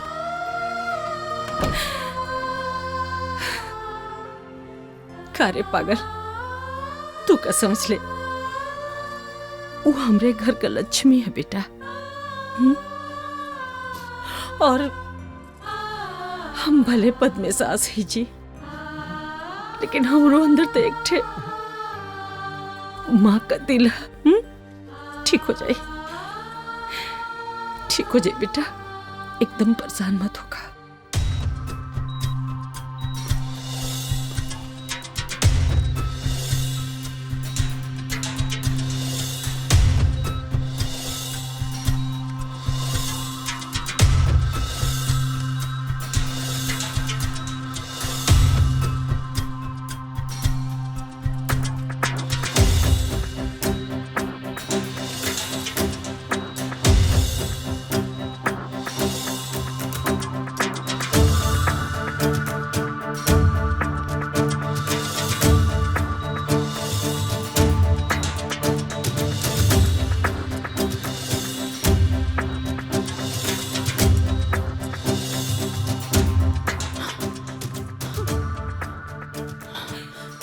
पिंकी,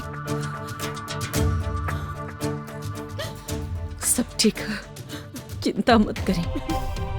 बिटिया ठीक बा, ऑपरेशन चलता, परेशान मत हुई, सब ठीक हो जाए।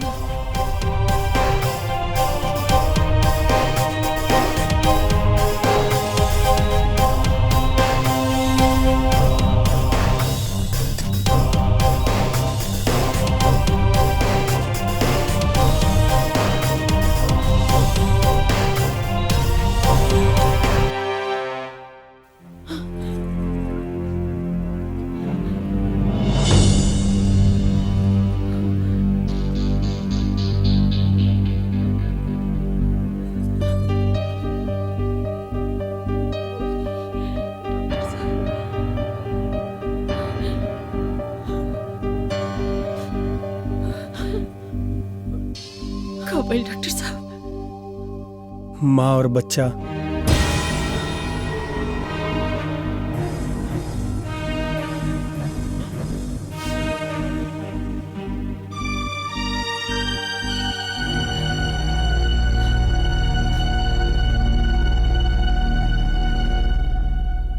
दोनों सलामत है।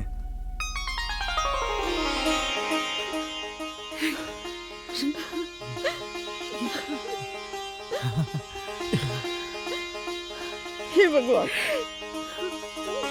बहुत बहुत बहुत धन्यवाद डॉक्टर साहब। अब आप लोग मिल सकते हैं, जाइए। चल चल चल, आवा।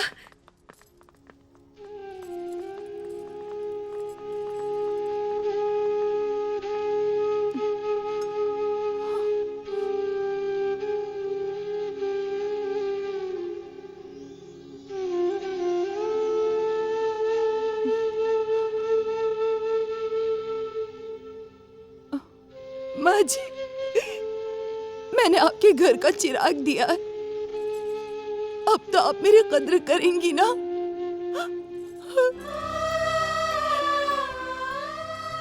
कदर ना है बिटिया,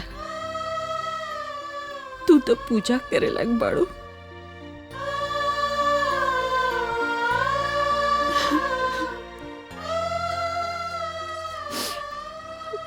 जोन होगा भुला जा। सुन, जोन तुमसे एक बात कही,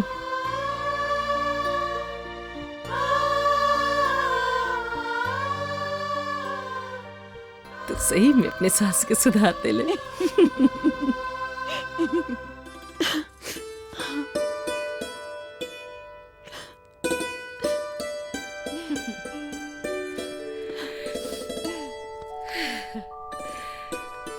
सुनिए दादी जी, हम ओ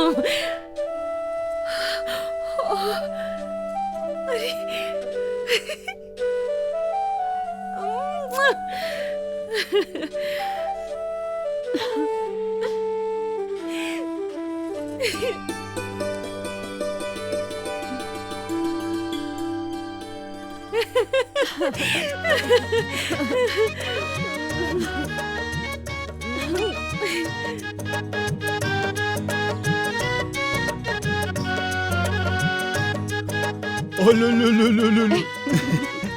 अच्छा एगो बात बतावा, ये चिकुआ हिंदी बोली कि भोजपुरी? ई तो पूरा भोजपुरी बोली जी।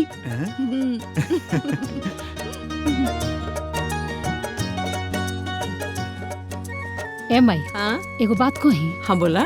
हमार ससुई बिया नु। चुप, एकदम चुप। मर्द जोन छापड़ ना कि बुद्धि एकदम ठिकाना हो जाए। करे यहाँ हमार खुशी से करेजा फटता, अतः हमारे काने में बीस करता रही जनतन से। जाके चुपचाप सास का सेवा करे के बाद बुझाइल?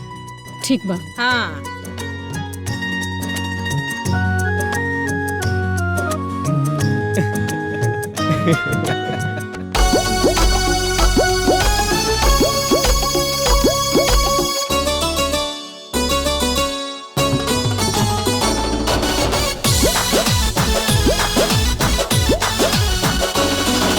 पल में झगड़ा, पल में प्यार है मन मौजी सास जी हमार। हाँ पल में झगड़ा, पल में प्यार है मन मौजी सास जी हमार। मैं तो थी जी शरबत लेकिन आपने समझा पानी सासू जी तूने मेरी। हाँ सासू जी तूने मेरी कदर न जानी, सासू जी तूने मेरी कदर न जानी।